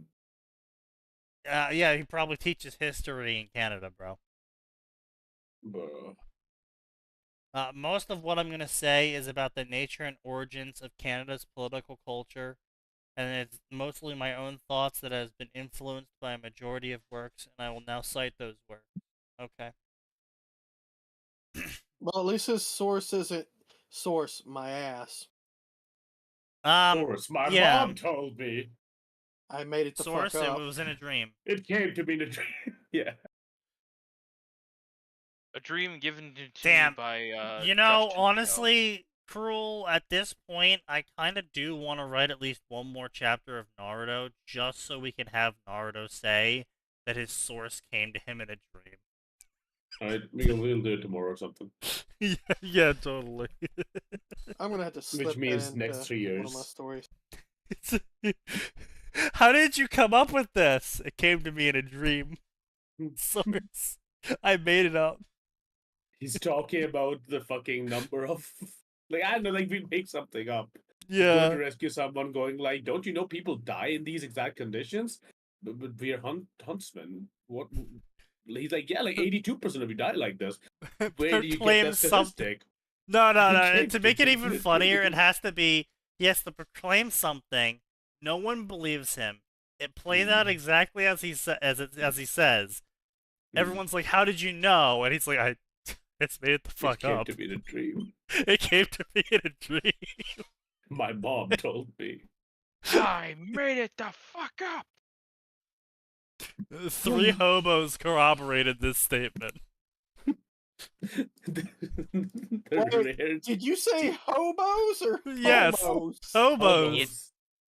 You can't get bad. Come on, son. Yeah, come on, man. I mean, you have a representation that I'm half the. But that ties into what I want to talk about now. My blind spots that everyone else also has. I didn't consider how my Canadianness might have impacted how I view and write things. Oh, God. Really? One of these self-hating idiots. You didn't figure that one out. Oh, fuck, dude. This... Oh, my God, dude. Like, so, a Canadian friend of mine is studying law. Yeah. And she called me up just to talk about how she's so ashamed of her fucking ancestors and what they did to, like, Native Americans. I'm like... Yeah, bro, me too. I can't believe we didn't finish him off. Yeah, bro, like, do you know all right, Custer. Indians what was that about not getting banned? Look, it's a joke. I've actually had a British person apologize to me for India, and I'm like, please don't. Isn't that the best thing that happened to India? I won't say that, but like, yeah, like again, we've come to live with it. We've come to be okay with it. It is just how it is, right? Please stop bringing it up. Mm. Like, this is all I'm asking. I'm not asking you to, hey, like, I'm really sorry about the time I triple stabbed you. It's okay, I got over it. No, really, I need to make sure you know I'm sorry for the time I stabbed you. Repeatedly. Multiple times, in the kidneys. Please stop bringing it up. I'm gonna start punching you. Like, again, like, that's a major thing, right? Like, just stop. Like, India is not asking for reparations. We just leave us the fuck alone. Give us back the spices, you're not even using them. Not that, like my favorite fucking thing is, right, they have the Not the Kohinoor diamond, and spices! then they keep like showing it off, and like then they every now and then there's like fucking like these massive like hit pieces that come out, like, oh, we like give back the Kohinoor diamond and shit like that. Read the name I of think the what fucking really pisses author. me It's off. always a white person. I think what really pissed me off was the whole fucking mass grave thing that they tried to pull in Canada, where they were like, yeah. oh, all of these private schools have these mass graves of Indian children next to them, and it's like, well, no, actually, it was just children next to them who Guess how died many they found during the winter in a graveyard, and they were buried that way because they didn't spend money on coffins. That's, assuming they actually found any graves. They found a few, but of the ones they found, yeah, it was exactly as you said. It was not mass graves for the natives or the Indians, whatever you want to call it. Just kids that died at the private school during cold winters, harsh. And in most of those cases, they didn't find shit, like nothing. Yeah. So yeah, and then people went out and were like, well, actually, they're just covering it up, and it's like, bruh. Yeah. Man. Yeah. Okay. So Sure. the search for the straw man continues. Indeed. Of course. It's a pile of needles, and they're desperately searching for the single piece of straw. Yeah. They cry out as they I hurt just feel themselves. like they Stop need- striking me. See, they need to feel like fucking important in some way, Victims? even if it means being like negatively important. Like, oh, I Yeah. am so sorry for what my people did to you. I'm like, yeah, that doesn't. You're not doing anything to me right now. Yeah, but my people did that to you. I'm like, why are you assigning yourself any importance in my life? Just because of what your ancestors Yeah. did. That, I don't Yeah, feel but you anything don't for you. understand. I'm better than you, and I did something to your people. Yes, my ancestors are better than yours. They did something to yours, so I have to apologize for it. That is so Because fucking roundabout. I have to apologize because I'm still better than you. People Like, keep that's- saying leftists are the real racists, and We're approaching the too political point for the fan Yeah. fiction stream. Yeah, I think we've gone. Anyway, too let's far. get back to why go back to Wildbow's Wildbow. writing a better worm. Better. Is he? Yeah, no. Are we sure about Is that? he redoing Worm like Worm? No, he's just claiming that with Claw, he wrote a better worm. Do people so, still read his new stuff? I thought there was like a mass no, exodus of like Worm all ended. 3 people read it. Good. Also, writing I Mia. know more people Yeah. that write like. So there's the funniest shit, right? More people know of Worm because of fanfic than Worm. Oh yes. Yes. Yeah, probably. To be honest, I Writing think I'd Mia say the and same thing other with main DxD. characters was a chance to go back to Worm and write something with strong views while shucking off the expectations about doing good and being good in favor of a character who creates her own standard of good. So That's not how D-Train good Dark works. OC, basically. That's also just not how good works. So basically what he's saying is that he had characters in Worm who were doing good things defined by other people, but in this new story, his main character, who's a Mary Sue, don't call her that, she's not a Mary Sue. She is totally a Mary Sue. That she is such a girl boss, she is going to reinvent what good means, and that's whatever she's doing. That's not how that fucking works. It is how it works for Google. They have fuck you money. Just remember, Google changed their motto from "Don't do evil" to "Do good." Mm. The protagonist of Claw literally kidnaps children and grooms them. Ah, I see. From bad families, quote unquote. Still bad. kidnapping. Yeah. Yeah. Yes. Still grooming. Still kidnapping. Yes. Similarly, I wrote the setting as one that was unforgiving and doesn't try to have a standard of good. Bro. Bro, I smoked a hard one and now I feel high. This is my thoughts on philosophy. Man. Okay, Jaden Smith. You get down. While I was experimenting, it was interesting getting to write about adult characters. I'm sure you got tired of writing children all the time, didn't you, Wow? He sighed as another resident adult who really likes writing about children. Do you ever get tired of it? God damn it, Sneaky, get out of my head. I was thinking that exact same thing. Can't say I've ever gotten tired of it, Sneaky. FBI?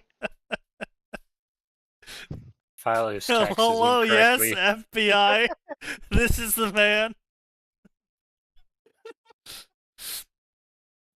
Oh, God. I think it's my tendency to write adults as people who are locked in with certain views, attitudes, and roles. Yeah, that is generally how people are as adults. They are very not prone to change. Yeah. Where it takes a lot of work to change them, especially as life gets in the way. Yes. Yes. That's how it is. Maybe it isn't fair of me to write them like that. No, it is. And it's in accurate. retrospect, this short serial gives very little room for characters to have full-on changing arcs when they're naturally stubborn. Everyone's we need to know more stubborn. details about fucking like Wildbow's life. Like, at what point I love how did his he's parents like, get a divorce? bro, I'm writing adults wrong. I'm writing them as stubborn and unwilling to change. I can make it to you, dude, but that's just normal people. Oh, fatherless behavior. Fatherless behavior, indeed. Yeah. For all his talk about dock workers, he sure doesn't know how they think. Nope. On the other hand, it's nice to write different kinds of characters where competence doesn't have people piping up to say, but remember this character is 11. Yeah, because that happens. Yes, Dumbass. because an 11-year-old typically isn't competent. An 11-year-old typically is very much a dumbass, unless they're a prodigy. But if they're a prodigy, they're good at one or two things. I mean, yeah, they can be really good at one or two things, but like really good in perspective. Like, I'm the best chess master for my age of 9. It's like, okay, where do you rank on the best chess masters of the world? Oh, I'm like rank 3000. Which is still good, but like compared to like a fully grown prodigy is a different thing. But yeah, but in general, also prodigies also have their foibles, especially the fact that they're so socially inept. Oh yeah, exactly, yeah, 100%. 11-year-olds are also raging assholes. Yeah, totally. But it's I mean, this is a major thing that just happens in fiction in general. Especially fanfic. Like, usually young adult novels usually come up with some sort of reasoning as to why the kid is doing what they're doing, and if they're competent at it, usually it's because they got some sort of power up that lets them do it, and or it's explained away in the lore of like, oh, why was she so good with the bow? Oh, it's because she goes out hunting every single day, and she's done that for the past 5 years of her life. It's like, oh, okay, that's fair. Yeah, despite her being 13, you know, I would expect someone to be competent with a bow if they've been doing it for 5 years every single day. 13 has nothing to do with that. I assure you. His back muscles have to do a lot with that. No, they make Chowtaz bows. I'm aware, but it's more the skill of using the bow in that instance, not repetition and like, practice. This is one of those sign grows up in an area where this actually happens kind of things. You have people killing people. Like, have you been hunting since you were a child? No, I guess. People who have. I know people who have been hunting since they were children. I'm one of them. Okay. How good are the you? The point still stands. So I don't understand why you're arguing with me on this. Are you saying you're incompetent? No, I'm saying that being 13 isn't. You're saying, oh, despite them being 13, no, it's no despite. That has nothing to do with it. It is despite. It's despite them being 13 because they've been doing it for 5 years. They have competency in it. I'm saying despite their age. Yes, Cruel's right. You are just stupid and challenging me on things you have no idea why you're challenging me on. It's what a I'm theme. saying we do it more often than not. I know. But what I'm saying is that typically, if you go up to a random 13-year-old, you are not going to expect them to be able to take a bow out and kill a deer with it. However, if they have a backstory of going hunting for 5 years, then in spite of them being 13, that is believable.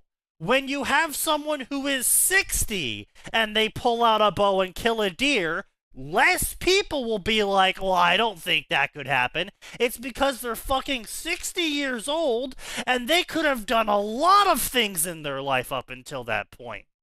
And so it's more believable for older people to be competent at more things because they've had more time to be alive to do them. Okay. Do you know the draw weights on an adult bow? That 60-year-old man ain't drawing an adult bow. Oh, well, I don't know. I'll be honest. I'll be honest. But sorry, Cyan, but this Canadian priest disagrees. No, not even that. Okay. No, hang on a minute. First of all, that's entirely dependent on a bow. On how he has been brought up as well. Like, if he's been hunting his entire life, at 60, you'll still have the musculature to draw and shoot a motherfucking bow. There are literal strongmen who participate at 60 who can lift upward of 500 kilograms, not pounds. Sorry, Sign. 51-year-old priest pulling a fucking fire truck. Okay, he set records for pulling airplanes. Okay? Yeah, no, Sign. It's about the shape they've kept in. Also, I want to point out. Yes. It's entirely dependent on the bow. You can have a young child, right, somewhere in the 12 to 14 range, male or female. They can go hunting with a recurve bow. Yes. And kill deer. Yeah. Because of how recurve bows are designed to work. Right, but my point is more that you have to establish a backstory for young children to be competent. I completely agree with you, Sneaky. I'm just pointing out why Sign is once again wrong. Like, I completely agree with you. Yeah. Yes, the child needs to have spent time both learning how to shoot the bow and building up the musculature to shoot the bow. But assuming that that's been established, that this child has been working with bows for a long time and has been trained and has musculature, there's no reason they can't take something like a recurve bow designed to be shot on horseback and still produce a substantial amount of power despite the significantly reduced draw weight because you're on horseback and kill a deer. Yeah. Because they killed. Why is this the place? Like, why is this the fucking hill we're all trying to die on? In this case, it's because I actually know a lot. I actually know a lot about archery. Yeah, understandable. That is quite Atin core, yes. Yes, very Atin core. Despite being god awful at shooting bows, I really liked them. Listen, there was a point where I took horse riding lessons because Legolas was cool and I wanted to shoot, and so were the riders of Rohan, and I wanted to shoot bows from horseback. That's fair. To ride horses. There is an innate male urge to shoot a ranged weapon from a object that is moving. Yeah. Yes. Can confirm. And again, it was like Legolas was cool in spite of being Orlando Bloom. Obviously, I recognize for a lot of people he was cool because he was Orlando Bloom. For me, it was the dumb shit like in Two Towers when look, Legolas just cool. Is it stupid when he rides a shield down the stairs shooting people? Of it's course it's stupid. Of It's course also it's cool. unrealistic. That That's does not make it hilarious. less cool. Yeah. But It yeah, still so counts as one. yeah, so yes, exactly. But point Yes. being though is that age is a major factor in competency, and the reason why people harp on about competency when it comes to reminding the author that the character they're talking about is just fucking 11 is specifically because an 11-year-old doesn't have a lot of time to do a lot of things to get competent at them, and so if you have them be competent at one thing, it's very hard to justify them to be suddenly competent at a completely different thing. They didn't live long enough to do things. Gray went bull riding. Impressive. Yes, Very Texas of you. absolutely. Mm. I somehow did not break everything and stayed on the bull. Indeed. Full 8 Impressive. seconds. Oh, 12.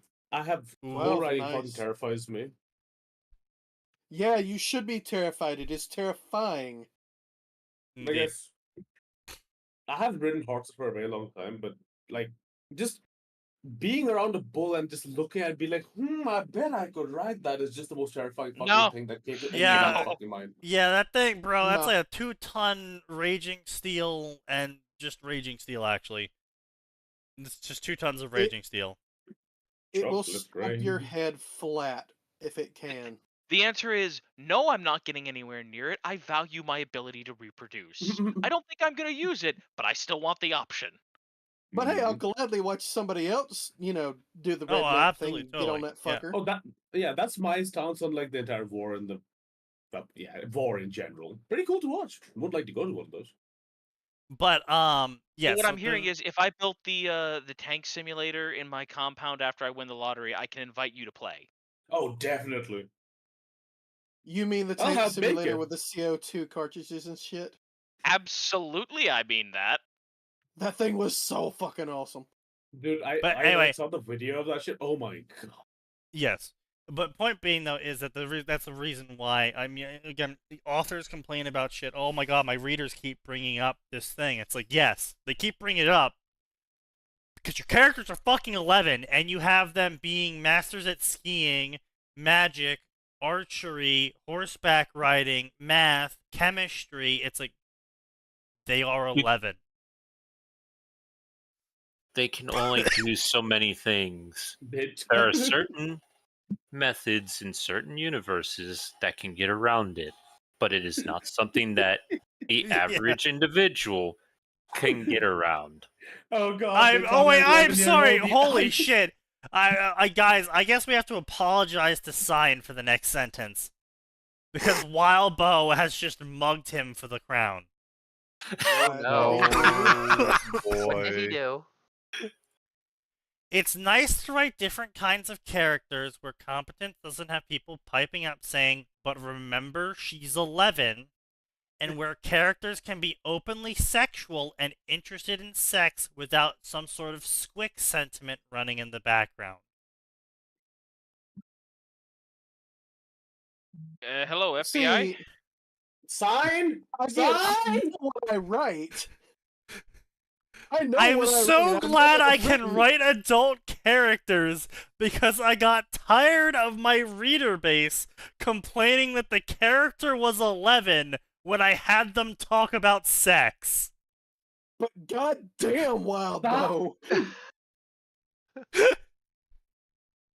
Sign, are you Canadian by any chance? No. Okay. He is French. To be honest, though, like that. He's a swamp thing. Considering the fan base that this man has accrued, I'm surprised that people aren't telling him to write more 11-year-olds trying to be sexualized. God damn it, I was taking a drink. That's what you fucking get. Has Aura even done anything? No. He's Aura. I just insult Sign. That's it.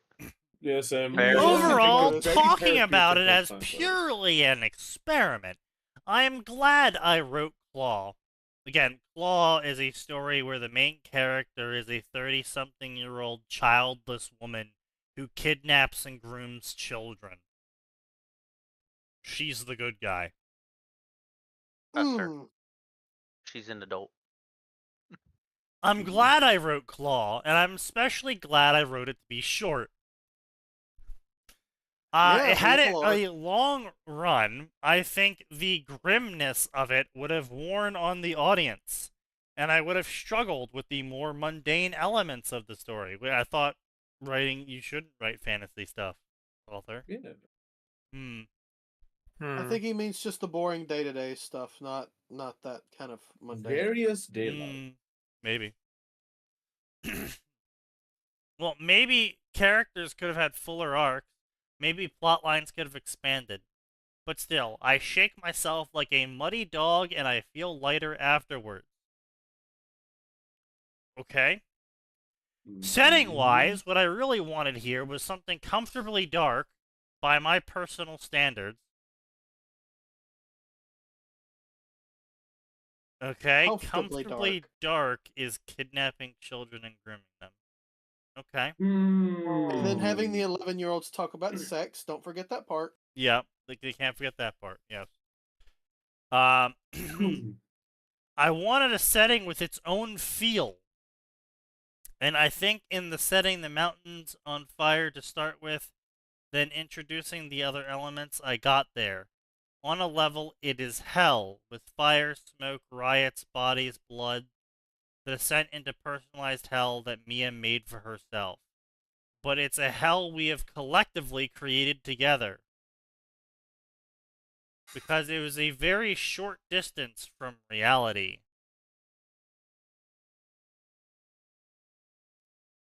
The silence is deafening.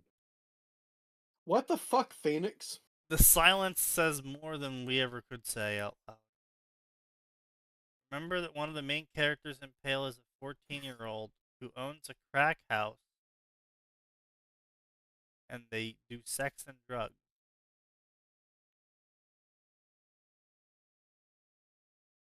Okay. I didn't need to hear that, but okay. I also did not need to hear that. It's about but expected of Waldo, yeah. Yeah, that is after hearing him complain about people complaining about the age of the character talking about sex. He somehow made it worse. Yeah. The mental gymnastics are Olympic level, brother. Some details change, and a few things went a little worse. A few things, like elections, tilted in different directions. Oh, really? Wabo. I wonder which election this was. I wonder what election you're talking about. Tilting in a different direction. And I'm really curious how that domino works out, of that election that we're not allowed to talk about tilting in a different direction. And that somehow ends with women kidnapping children and grooming them. I wonder what's going to happen when it happens again. Yeah, I'm really interested in that chain reaction. And, the results. Yeah. So if Trump comes to office and doesn't go the first time was so nice, I had to do it twice, I'll be angry. I mean, I still did appreciate him doing the Butler, the second Butler rally, and then him starting the rally with, as I was saying. Oh, that was. Damn, the balls on that man. Just hold them up. Shows back up in the exact same location he was shot at. Anyway, as I was saying, before I was so rudely interrupted.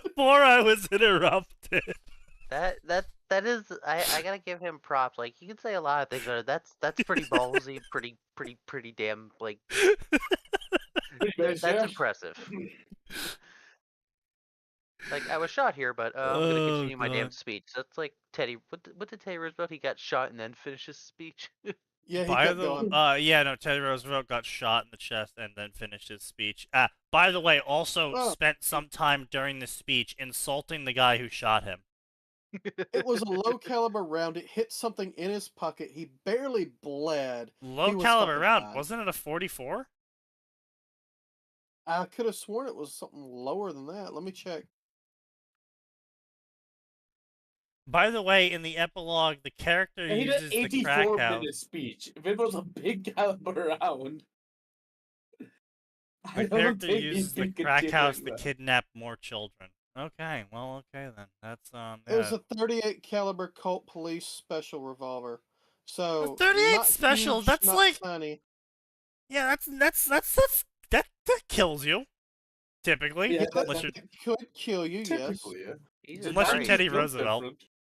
Penetrated Yeah. his steel eyeglass case and passed her a 50-page thick copy of his speech.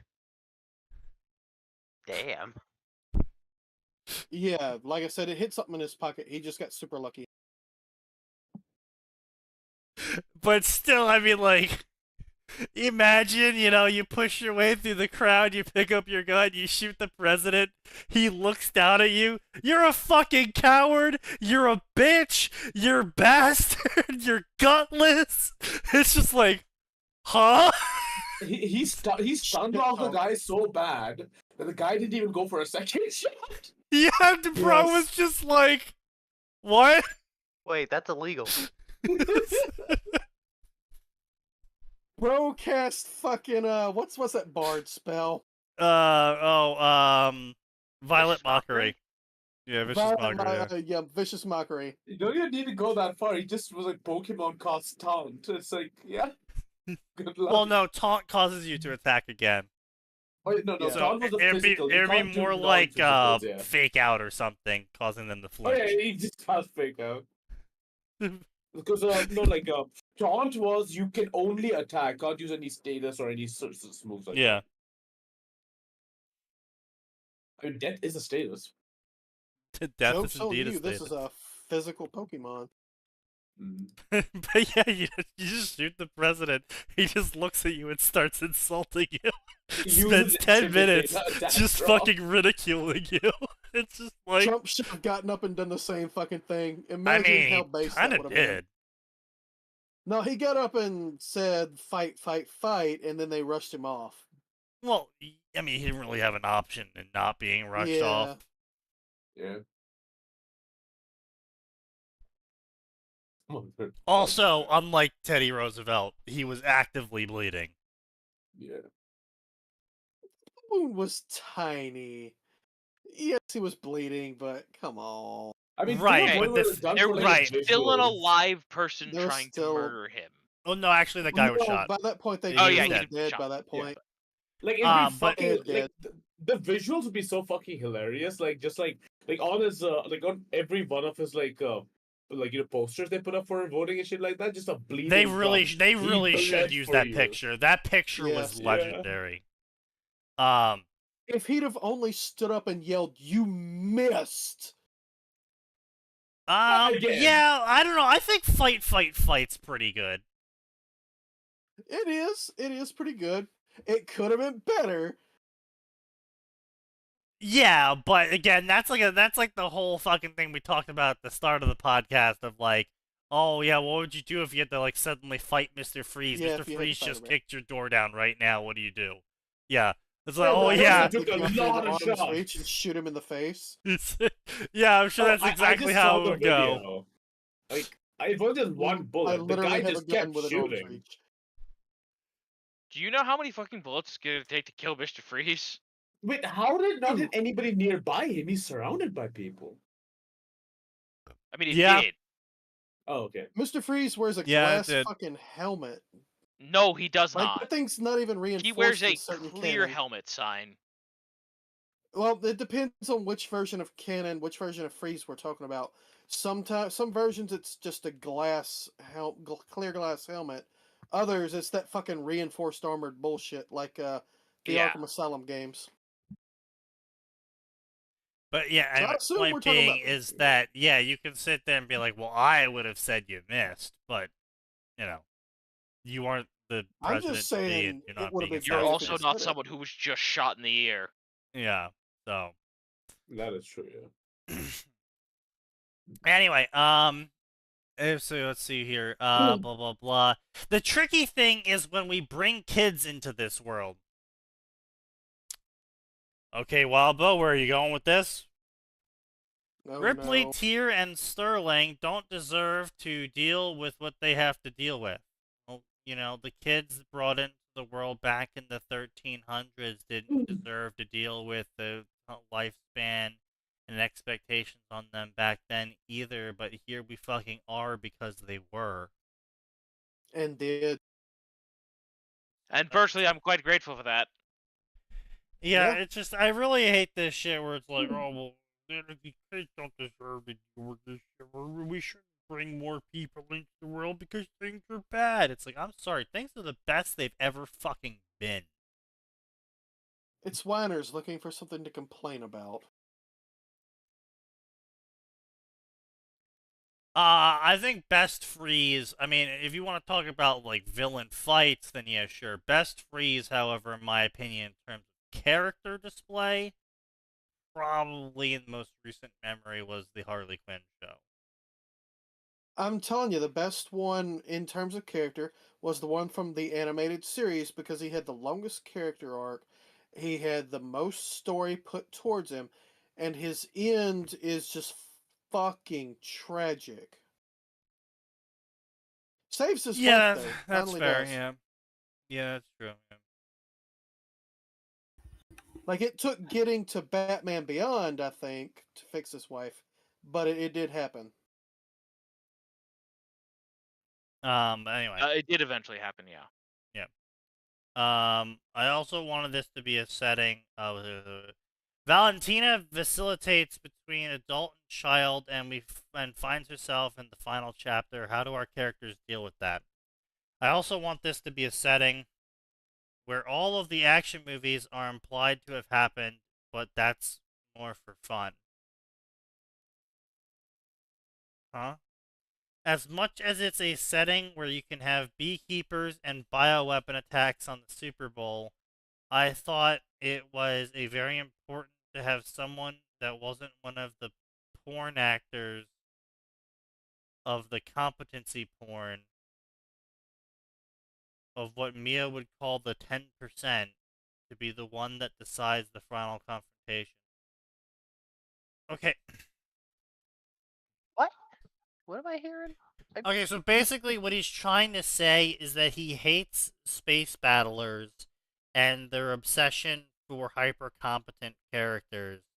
And he feels like it makes more narrative weight in terms of feel-good moment that one of the incompetent characters, according to a space battler, would be the one that saves the day in the end and not one of the hyper-competent characters. Least bad Wildbow take? Honestly, yeah, because that's literally just the plot line of Kim Possible. Is it? I've never watched it.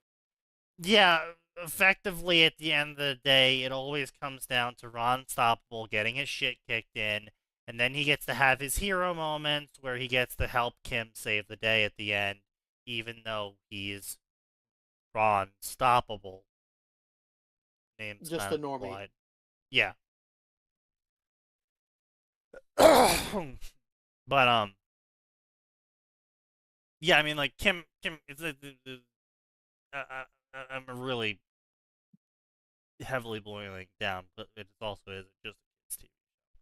But yeah, it literally there's several moments across the TV show where big important moments were decided not by Kim Possible, but by Ron Stoppable because he decided to step up and be a hero, not because he was competent or brave, but because he wanted to do the right thing. Fair. But anyway, I must have rewritten the final chapter at least 10 times. I know that. This ends up being a serial where I cornered myself a lot. No shit.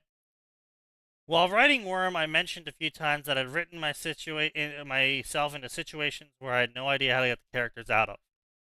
In Claw, I did that a lot, and I do it by habit.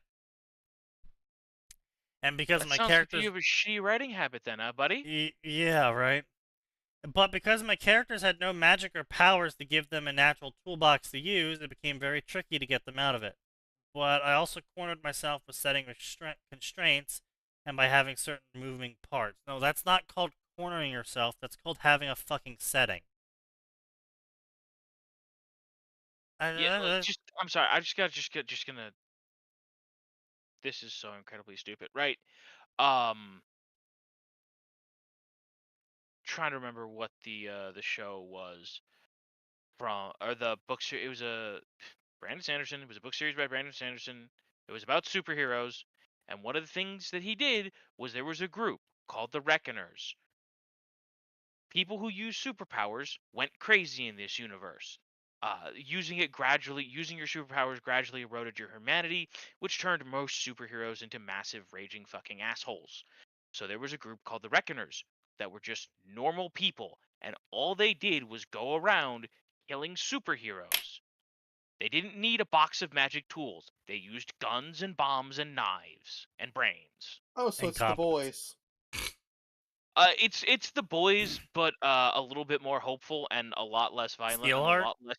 and a lot less Less woke. yeah, Steelheart, and a lot less sexually fucked up. Yeah. Less woke. Well, now, no, the boys was not originally that. That was more. Oh wait, that's just the adaptation. That's the adaptation. No, even the first few seasons of it are perfectly fine. They're all right. No, it's what I'm saying that's the later seasons. Like I think it's season 4 just went off the fucking rails. Yeah, the newest one is just god awful.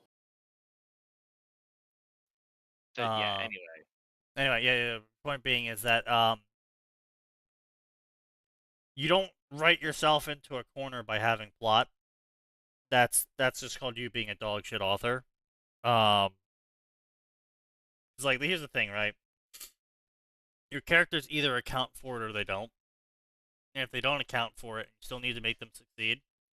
Then you need to figure something out. Or you need to change the scene. That's just how it is.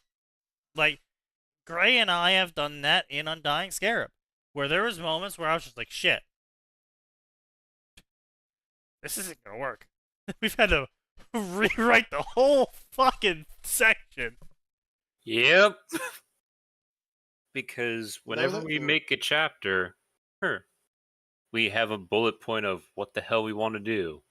And then sometimes it doesn't work because one thing that we had before just completely fucks with the next point. So we scrap that point and just keep going. Simple as that. Yeah. And that works in all three of the things that we work on. Yeah. I'm sorry, but if you ever write yourself into a corner, that's because you're incompetent as a writer. You're either trying to railroad way too hard on this specific plot point, or you just can't make anything work because or you let them a hack. wander too much. Yeah, or you let the characters wander too much, and you made too much canon of the world without progressing it, or you tried to railroad something and then didn't consider previous installments of lore when you were railroading. Either way, it's just entirely your fault. Because again, at the end of the day, you're the one fucking writing it. It's not like these characters are holding a gun to your head saying, write us or else. I'm judging you so much. Some characters do take on a life of their own and want to be written in a certain way, and trying to go against that is, well... How long is it? We are 1/3 in. Oh, fuck. Now, to be fair, I think there is a comment section. Alright, listen, it is 9:30. I am getting food. Yeah. So, hey, let's scroll through here.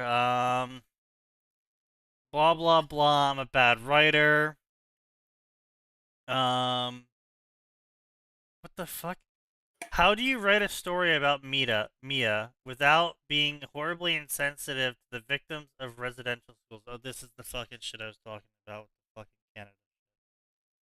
Adopted kids and a half a dozen other people while being true to character. Okay, how do you write a scene without being offensive to people while being true to the characters? Easy. You write the fucking scene. You write the scene. And fuck their People feelings. Fuck people's feelings. If Some your people are gonna be character is offended. supposed to be an asshole, write them as a fucking asshole. Oh, but what if the people get sad reading this character be an asshole? Well, then they shouldn't be reading the fucking story. No, wrong response, Sneaky. Let them be sad. You're evoking emotion in the reader, which is the author's entire purpose. You are to make them happy, sad, angry, disgusted, everything you can. Make them feel as much as they can.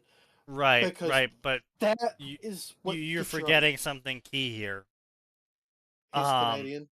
Well, yes, but no, you're forgetting something key here. Mia is the main character who's morally good because she defines what good is. It's not how that fucking works. It's not how it works. It's not how it works. But my point here is that the main character can't make the audience feel sad because then the audience won't like the main character. Yes, they can. It's called having a flawed fucking character, jackass. But that's disrespectful to women.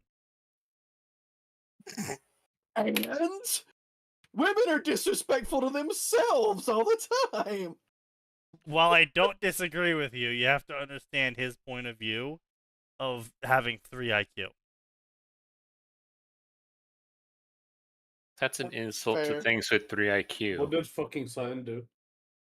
Oh, Obviously Sign at wrote 1. signal to noise. Mia would be for a good villain, ironically enough. Yeah, I believe it. I mean, look, Yes. that's how it is with every character from the left. When the left writes a character that they think is a hero, they make for a good villain. Self-righteous, I'm the good guy. I'm going to do everything I can to get my goals achieved. What do you mean it's wrong to kidnap children from their parents just because they say they don't like their parents? I'm the good guy, damn it. I have arbitrarily decided that their home lives are bad and will now be kidnapping and grooming them so they can live in my crack house. God damn it, I decide what good is. Don't you know I'm the main character? Yeah, it's just...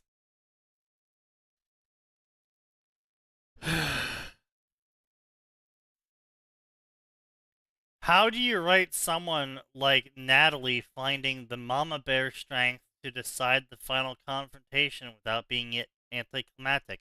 You don't have to make everything climactic. Sometimes things being anticlimactic is climactic in of itself. Literally, Taylor dying at the end, Taylor convincing Scion to kill himself by showing him the corpse of his wife.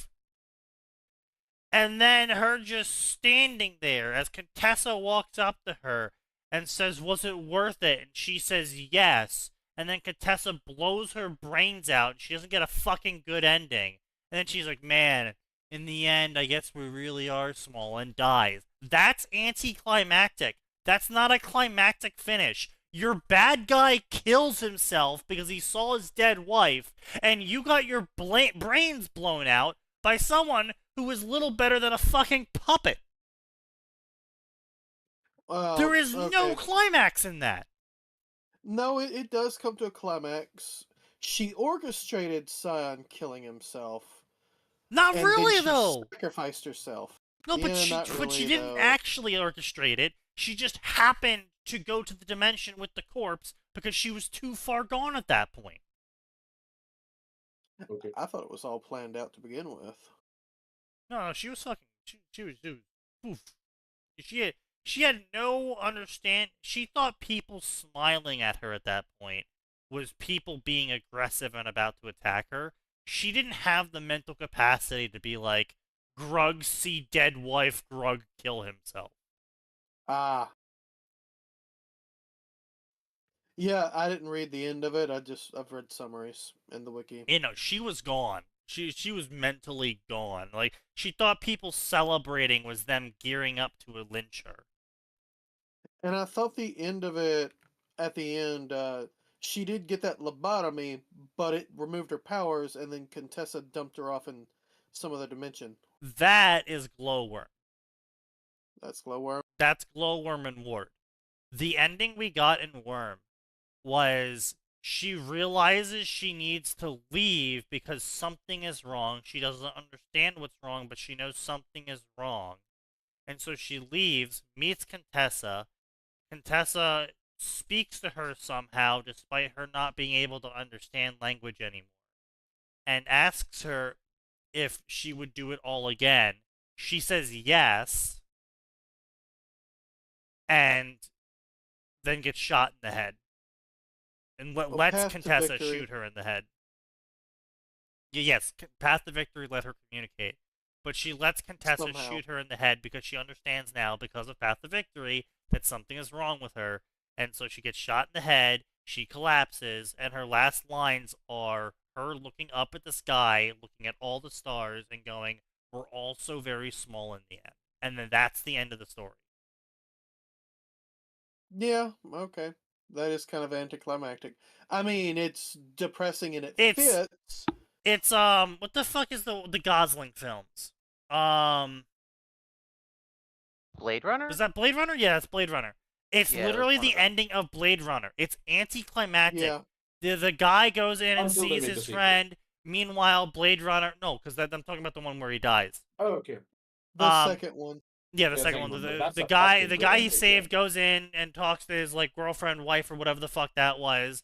And Ryan Gosling's out there in the snow, and he kind of just slowly slumps down on the pavement, and then bleeds out and just dies as the snow falls down on him. No witty one-liners, no big finish.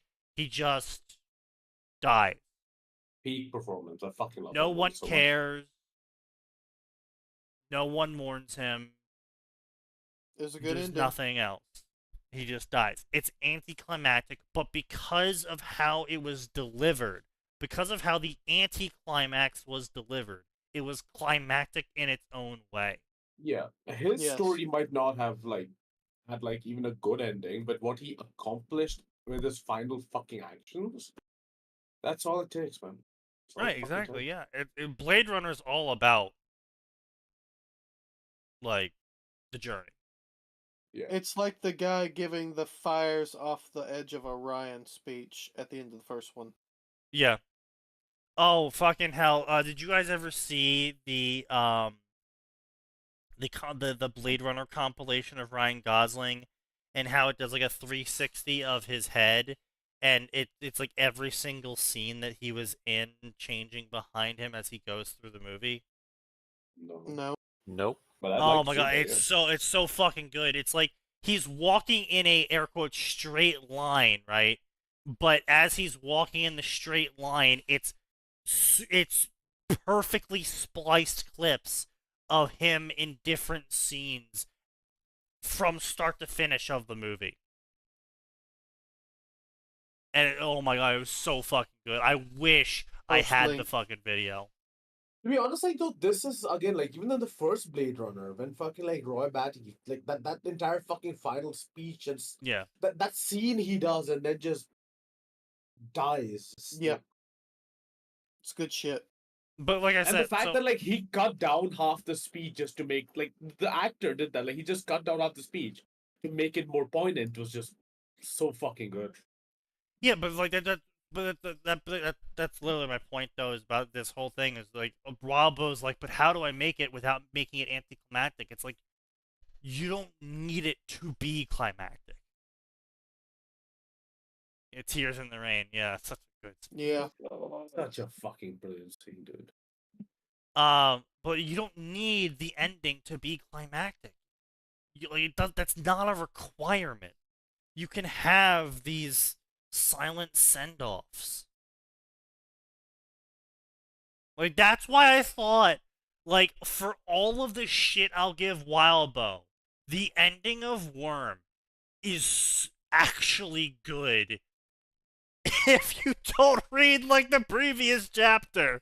If you only read the last chapter in a vacuum. We got to get away from these. This would be great in a vacuum scenario. In a vacuum, this is a great scene. You know, it's getting real frustrating how many writers get popular, whether it's a visual media with animation or just simple words on a page. I'm Yeah. getting real sick of these motherfuckers being like, I have to make it climactic, or I have to subvert it. Don't. It has to be the coolest ending Don't. moment. No, just That doesn't make it good. It's just a way to do things. like things don't always have to end with a bang. You can slowly. Also, especially if the whole point of your story, as he stated, was for Claw, was to have no fantasy and no sci-fi in it, and there's no quote unquote no magic, but we know there's magic. Obviously, there's magic. But like, it would have been more poignant if the ending was anticlimactic. Like, if the person just fucking pulled out a gun at the end and just shot the bad guy, instead of having this, like, cool, epic struggle or whatever, just bang. Fucking done. I want to go home. Yep. Yeah, you know, in fact, there's a movie about wizards. Yeah. Where he's like, I never taught you this one, brother. Bam. Oh, like, wow, you know? Yep. Him pulling a gun out, that was anticlimactic, and that really helped sell that one scene. I didn't even see the movie at that point, but that one scene is like, I know the context is these guys just had an amazing battle using magic. And then it's ended with a 45. Yeah. And that makes it a lot more poignant. Right. That there's no fanfare. His brother's just dead now. Yeah. What's the name of that movie? It's some German one. It got linked at some point. I think it might be Wizards or something like that. But yeah, how do you thread the needle in resolution where different factions of the reader base will empathize with different characters or hate them? You don't. You tell the story. I have to let all of my readers be happy. Well, hold on, guys. Maybe he's onto something. He needs to keep all 10 of his readers. They don't. I'm just brilliant. This is not like a base. This is a fucking wind blow. If 3 readers leave, he'll lose 30% of his reader base. He has to keep them. But yeah, no, I'm sorry, but my advice for writing is just fucking write the story that is supposed to be written. If the point of the story is that the character seeking fame and fortune in the end learns to give it all up, then have him give it all up. Don't be like, oh, well, the readers really liked him being, like, smarmy and an asshole, so maybe I shouldn't make him, learn to be better. It's like, no, just fucking write the story. If they don't like it, then they can eat shit. I think the entire idea of catering to fucking that's kind of like the one thing I hate about online chapter by chapter writing. Yeah. Is that, like, at some point, like, the entire pressure of catering to people kind of comes in. Yeah, because absolutely. You're getting real-time feedback. That's literally what I said earlier, in where this chapter by chapter nonsense. I know you weren't here. I said this chapter by chapter nonsense is like rewarded by the reader base, because the more chapters they stretch their story out, the more readers they get, the more favorites they get, the more reviews they get, the more likes they get. And so they literally get encouraged to drag things out. Yep. Yeah. There's probably a dozen other questions, blah, blah, blah. It's been on my mind for a couple years. The morality stuff and how people get very invested and very upset, which is bad, at the failings of characters is part of it. No, it's not bad that they get upset. Like, if they're getting upset, that means they wanted to like it. The worst thing you can ever have as a reaction to your story is apathy. Because that means you failed in both directions. Yeah, don't do that. Yeah. Don't recommend it. I said this before, but when you write, everything you write earns. Everything you write earns. Write a lot, and hopefully you'll end up with an audience that can replace or exceed the people who drop away. Yeah. Guys, did you know that if you update your stories, more people will read them? I mean, if you just want people to read them, just write the most generic fucking Naruto X something slop. Right. This is news to us, isn't it, Sneaky? Yeah, apparently this is news. Like, did you know more people read your story the more you update it? Wow. It's almost like we should hit update faster than 2 years. Maybe, you know, I don't know. I'm thinking 3 years next time. Hell yeah. By that same token, you create a growing list of things that pay in the negative? What do you mean? Write one problematic thing in 2012, and you may as well hear about it 52 weeks a year from 2012 to 2024. It creates a pressure and a feeling of being cornered. Are you accounting for every variable? Are you being inclusive enough? Are you being fair enough?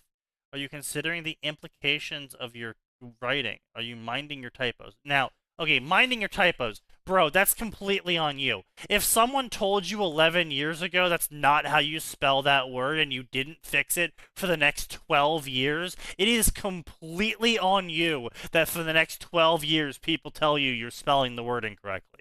That is wholly on you. Looking at you, Frenchman on SB. Yeah. But I'm sorry, the rest of this shit doesn't fucking matter. Oh no, I wrote something that is no longer part of the positive zeitgeist of the community I'm part of 12 years ago. And if you're so ashamed of it, fucking delete it. Yep. Yeah, he can't do that. He needs the traffic. Exactly. Imagine not deleting your stories that are insanely popular just because you didn't like Right, them. I know, right? Can you imagine? My fucking god. But yeah, it's just like, I'm sorry, but if you're so ashamed of what you wrote, delete it. If you're not ashamed of it, tell them to fuck off. Pretty much. Take a stand. You're not only are you not standing for anything, but you're fence-sitting so hard that it's exiting out of your throat. Who was the rapper who said, "What do you stand for? You can barely stand yourself"? Probably some Eminem. Shit fucking rapper. I think it was somebody against Eminem actually, but yeah, maybe. Eminem, maybe. Possibly, but like that's the major thing, right? That is kind of true for most writers these days. They just want to write something that'll make them popular. Yeah, but it's just like then just do that. Don't complain about it. Don't be like, wow, people expect me to write something that's popular. It's like, okay, well then do it. Just use it. If you care about their opinions, then fucking do it. If you don't care about their opinions, then don't do it. It's not hard. This isn't the mental Olympics here. This isn't... Like, there's nothing... I think it's more of like a perception issue. Because like, there's nothing wrong about going to write what people want to read. There's also nothing wrong for writing what you want to read and what you don't care about others' input on. You can't have both. No, you can have both. You can absolutely have both. No, wait. You can have both. My apologies. If you're a good fucking writer. Well, I mean, not even just if you're a good writer. It's just all. What you need to do is you just need to take a fucking stand and say, no, I wrote this 12 years ago. I'm keeping it up. It's part of the greater whole of my writing. It is what it is. Shut the fuck up. And then just start banning people that bring it up again. And you know what happens when you ban people that bring it up again? They stop bringing it up. You lose readers. Yeah, sure, you lose readers. Who fucking cares? But see, because of the fact that like he wants to write with other people, the you lose readers is not something that would be acceptable to this person. Right, but that's what I'm saying though, right? Is like if your end goal is to gain the most amount of readers and people are complaining about something you wrote 12 years ago, then delete the thing 12 years ago. But if you think that the thing you wrote 12 years ago is more important than people's complaints, then tell them to shut the fuck up and ban them and keep on writing. It's really simple. People want both. People somehow want both is the entire thing I was getting at. Oh, I know people want both. I know people don't simultaneously, people don't want to change at all, but want everything around them to change to benefit them more. So yes. Also, this is typical customers. Yeah. What? Blah blah blah. But quick, while you're considering all of that, you need to write well. You need to write something different than you've written before. Write something fun that sparks discussions, and do it fast enough. No, you don't. Again, you don't need to consider all these other things. You just need to write well. That's all you need to do. If you write it, they will come. Yep. Zero-sum game. Woo. I mean, of course, you also kind of. I mean, you got people following that, don't you? The what? I'll check.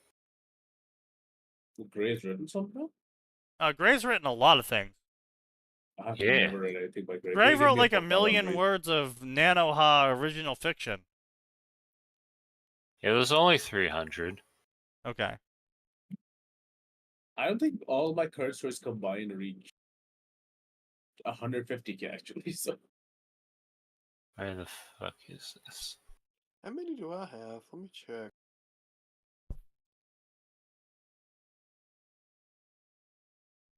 The AI story just keeps giving. It's 202. 202 people. There we go. That's a lot of people, Gray. That is a lot of people, yes. But like readers or followers? Watchers. Oh, okay. I have no idea how many people have actually read this thing. Oh. Let's say it's only 36. Why do I have a heart on it? Follows? In terms of 36k words. Oh, okay. Well, that's a lot. It's 5 chapters. God damn Yeah, it, I mean, I put a that's a 4 lot. instead of numeral. Motherfucker. I mean, I should not be the one saying this, considering my average chapter length is 12,000 words, but yeah. That's normally what mine is. Yeah. It's on other projects. I'm starting to drop more to the 5k thing, but I feel too much like signed if I do that. What? Oof. Damn. What's wrong with having a limit to how many words you put per chapter? It's not the fact that the word limit is what hurts me. It's that every time I think about it, I'm like, oh, a sign does that, and my mind instinctively does not want to do it. You dick! It's like there are many things that make me like sign that I will not add to that. Gray, did you only post it to Space Battles? Yeah. Oh, that would explain why I'm having such trouble finding it. Post it on the cesspool, man. Like, post it on FFN. Nah. Post it on QQ. He doesn't have a QQ account, I don't think. Yeah, I do. One. Oh, okay. I have to do that to actually see some of the good stuff. Thank God, for a second I thought I installed Origin. I was like, I think it was sneaky. That's horrible, Max. Max. My persona. It is. My persona. I think I made you post it on Space Battles. No, I didn't post it on Space Battles. So it did make its way to Space Battle. I still do not have a Space Battle account. I don't know who posted Someone posted it. Yeah, I had to get somebody to post it, I remember. We have 5,128 watches on Undying Scarab. Jesus Christ. Damn, that shit growing. Yeah, I think we're actually. Yeah, we looked at it before. I think we're like the 4th. Wait, how many story readers now? does the fucking AI story have? Give me 1 second. And that's just on SB. 51,751. Is SB still dead? SB is the one that's alive. SV is the one that's dead. That's what I was asking. Is that one Yeah, still dead? they don't respond any. Like we got like maybe 3 comments. Ooh. Yeah. We get a Place- couple every That place has fallen chapter. far. Well, that's what happens when your moderator team decides to go full Insane. Yeah. Yeah. Only 2 more weeks until SPU1 gets posted to Oh yeah. FFN. Well, I guess we gotta update by then. I guess we gotta get that second chapter out by then, so they won't even notice anything different. How many chapters of the Undying Scarab are out? How many chapters are we on at this point? 16, 20? Damn, I don't that site fucking- gets no traffic though.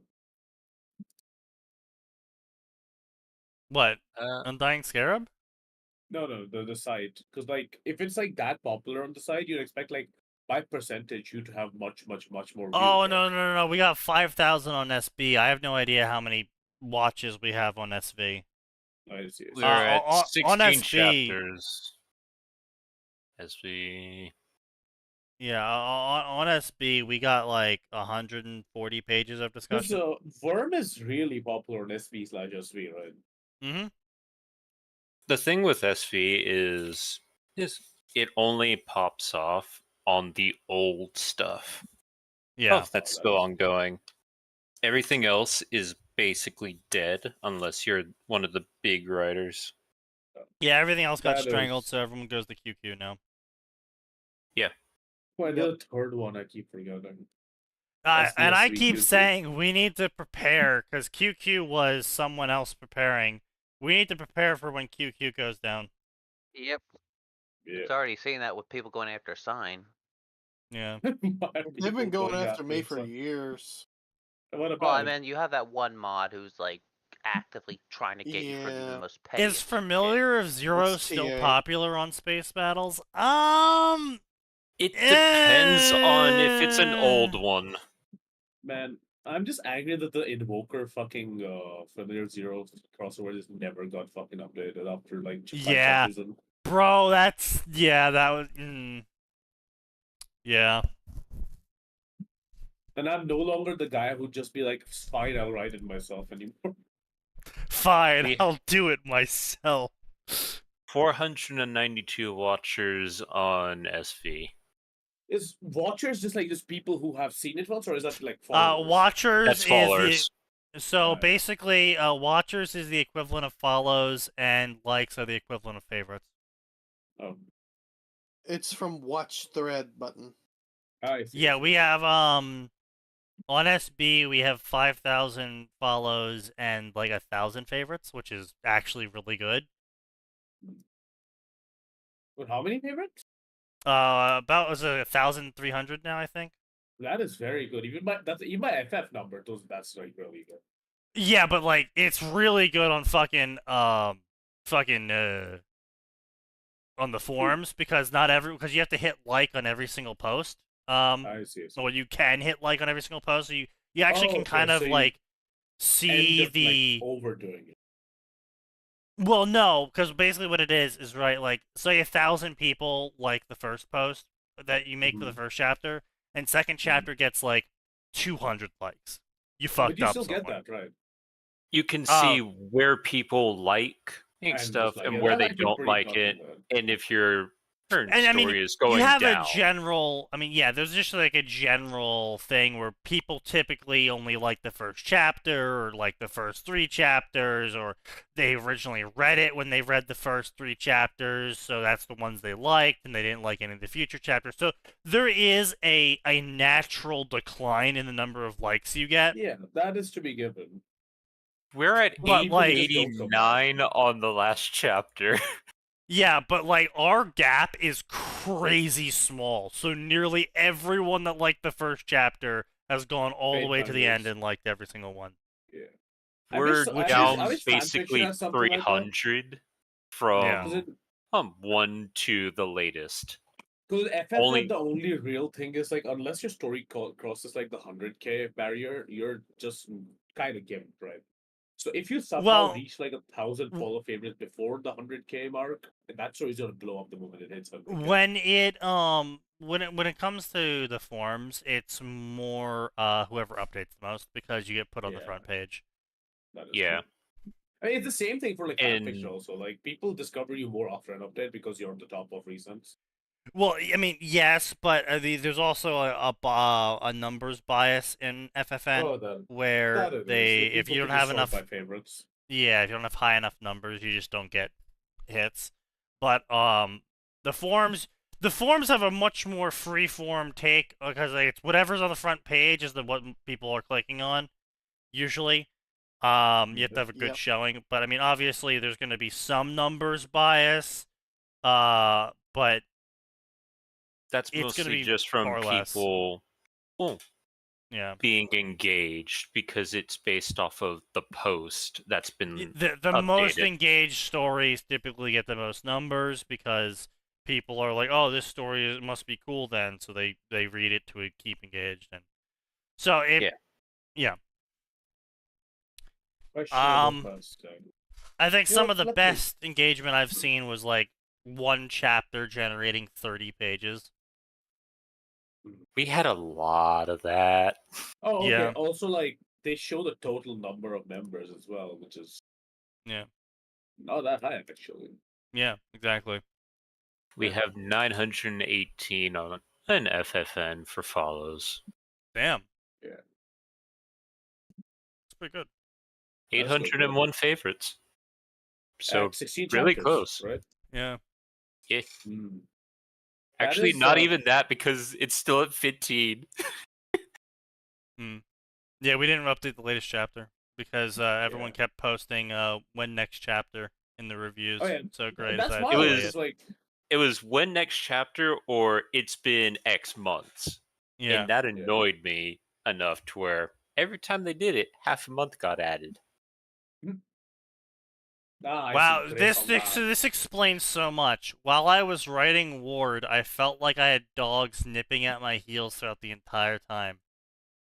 Yeah. Yeah, we all felt that too.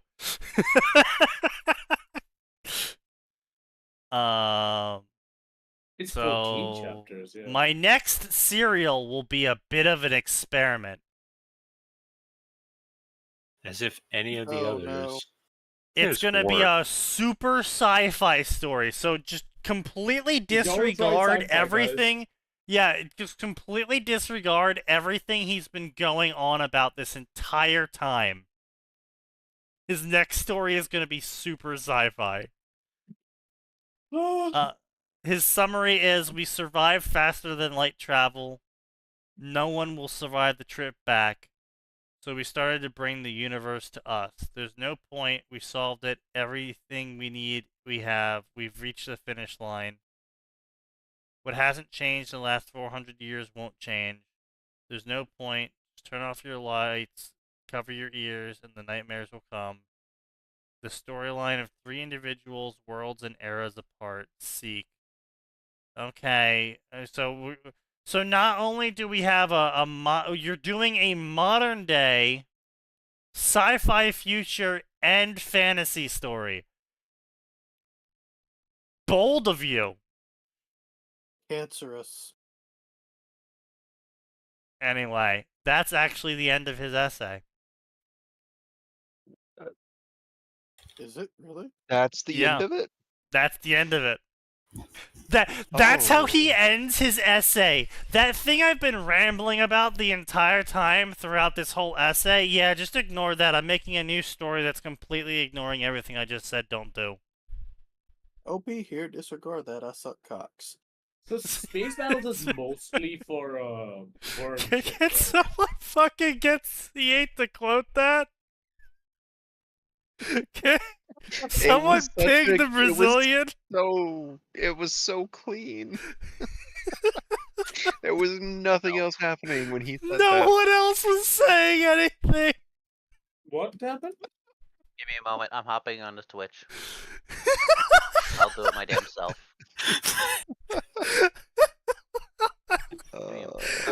Wait, so what happened is that no one said anything for a second, and just Sign comes out and is like, OP here, I love cock.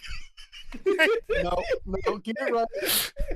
You said what you said, and then I turned around and summarized it as OP here, disregard that, I suck cocks. Yeah. Gave us another one. That's Just great. gave it even cleaner. There you go. You're welcome. I gave the context, goddammit. Yeah, we're going to ignore it because this is clipping time, bitch. It's clipping time, and the Clippers do not give a shit about context. Fine, I'll do it myself. Dude, Naruto, the strongest Uzumaki. you know this? There was this really fucking fun Sneaky, it's 11 o'clock. Oh, It's 11 o'clock. Movie because this fucking blood Tanaka Uzumaki was a normal Chunian. Oh god. It's 11. We could do it on Tuesday. And then he acquired a strange ability, the gamer And it always system. gets worse. Oh, fuck off. It immediately got worse. Why did you tempt fate? Isekai Harem Reincarnation Romance Gamer System featuring Naruto, the strongest Uzumaki. Oh, Those are yes, some of course. You do not ever tempt fate because it will say. Bro has written 71 1K word chapters. What? That's like maybe 6 or 7 Oh, normal God. people chapters. Or God, this is about terrible. 14 sign chapters. It's even got Reddit double spacing on everything. Oh my god. Oh, good. We This got is terrible. Reddit writes fanfiction. Oh no. It's Oh, just no. it's just a black screen on the Twitch. Yeah. All right. Well, gentlemen, it has been fun. But Cyan has cocks to suck, and we have other things to do. Eat shit. You walked into it on your own. So we'll see you on Tuesday.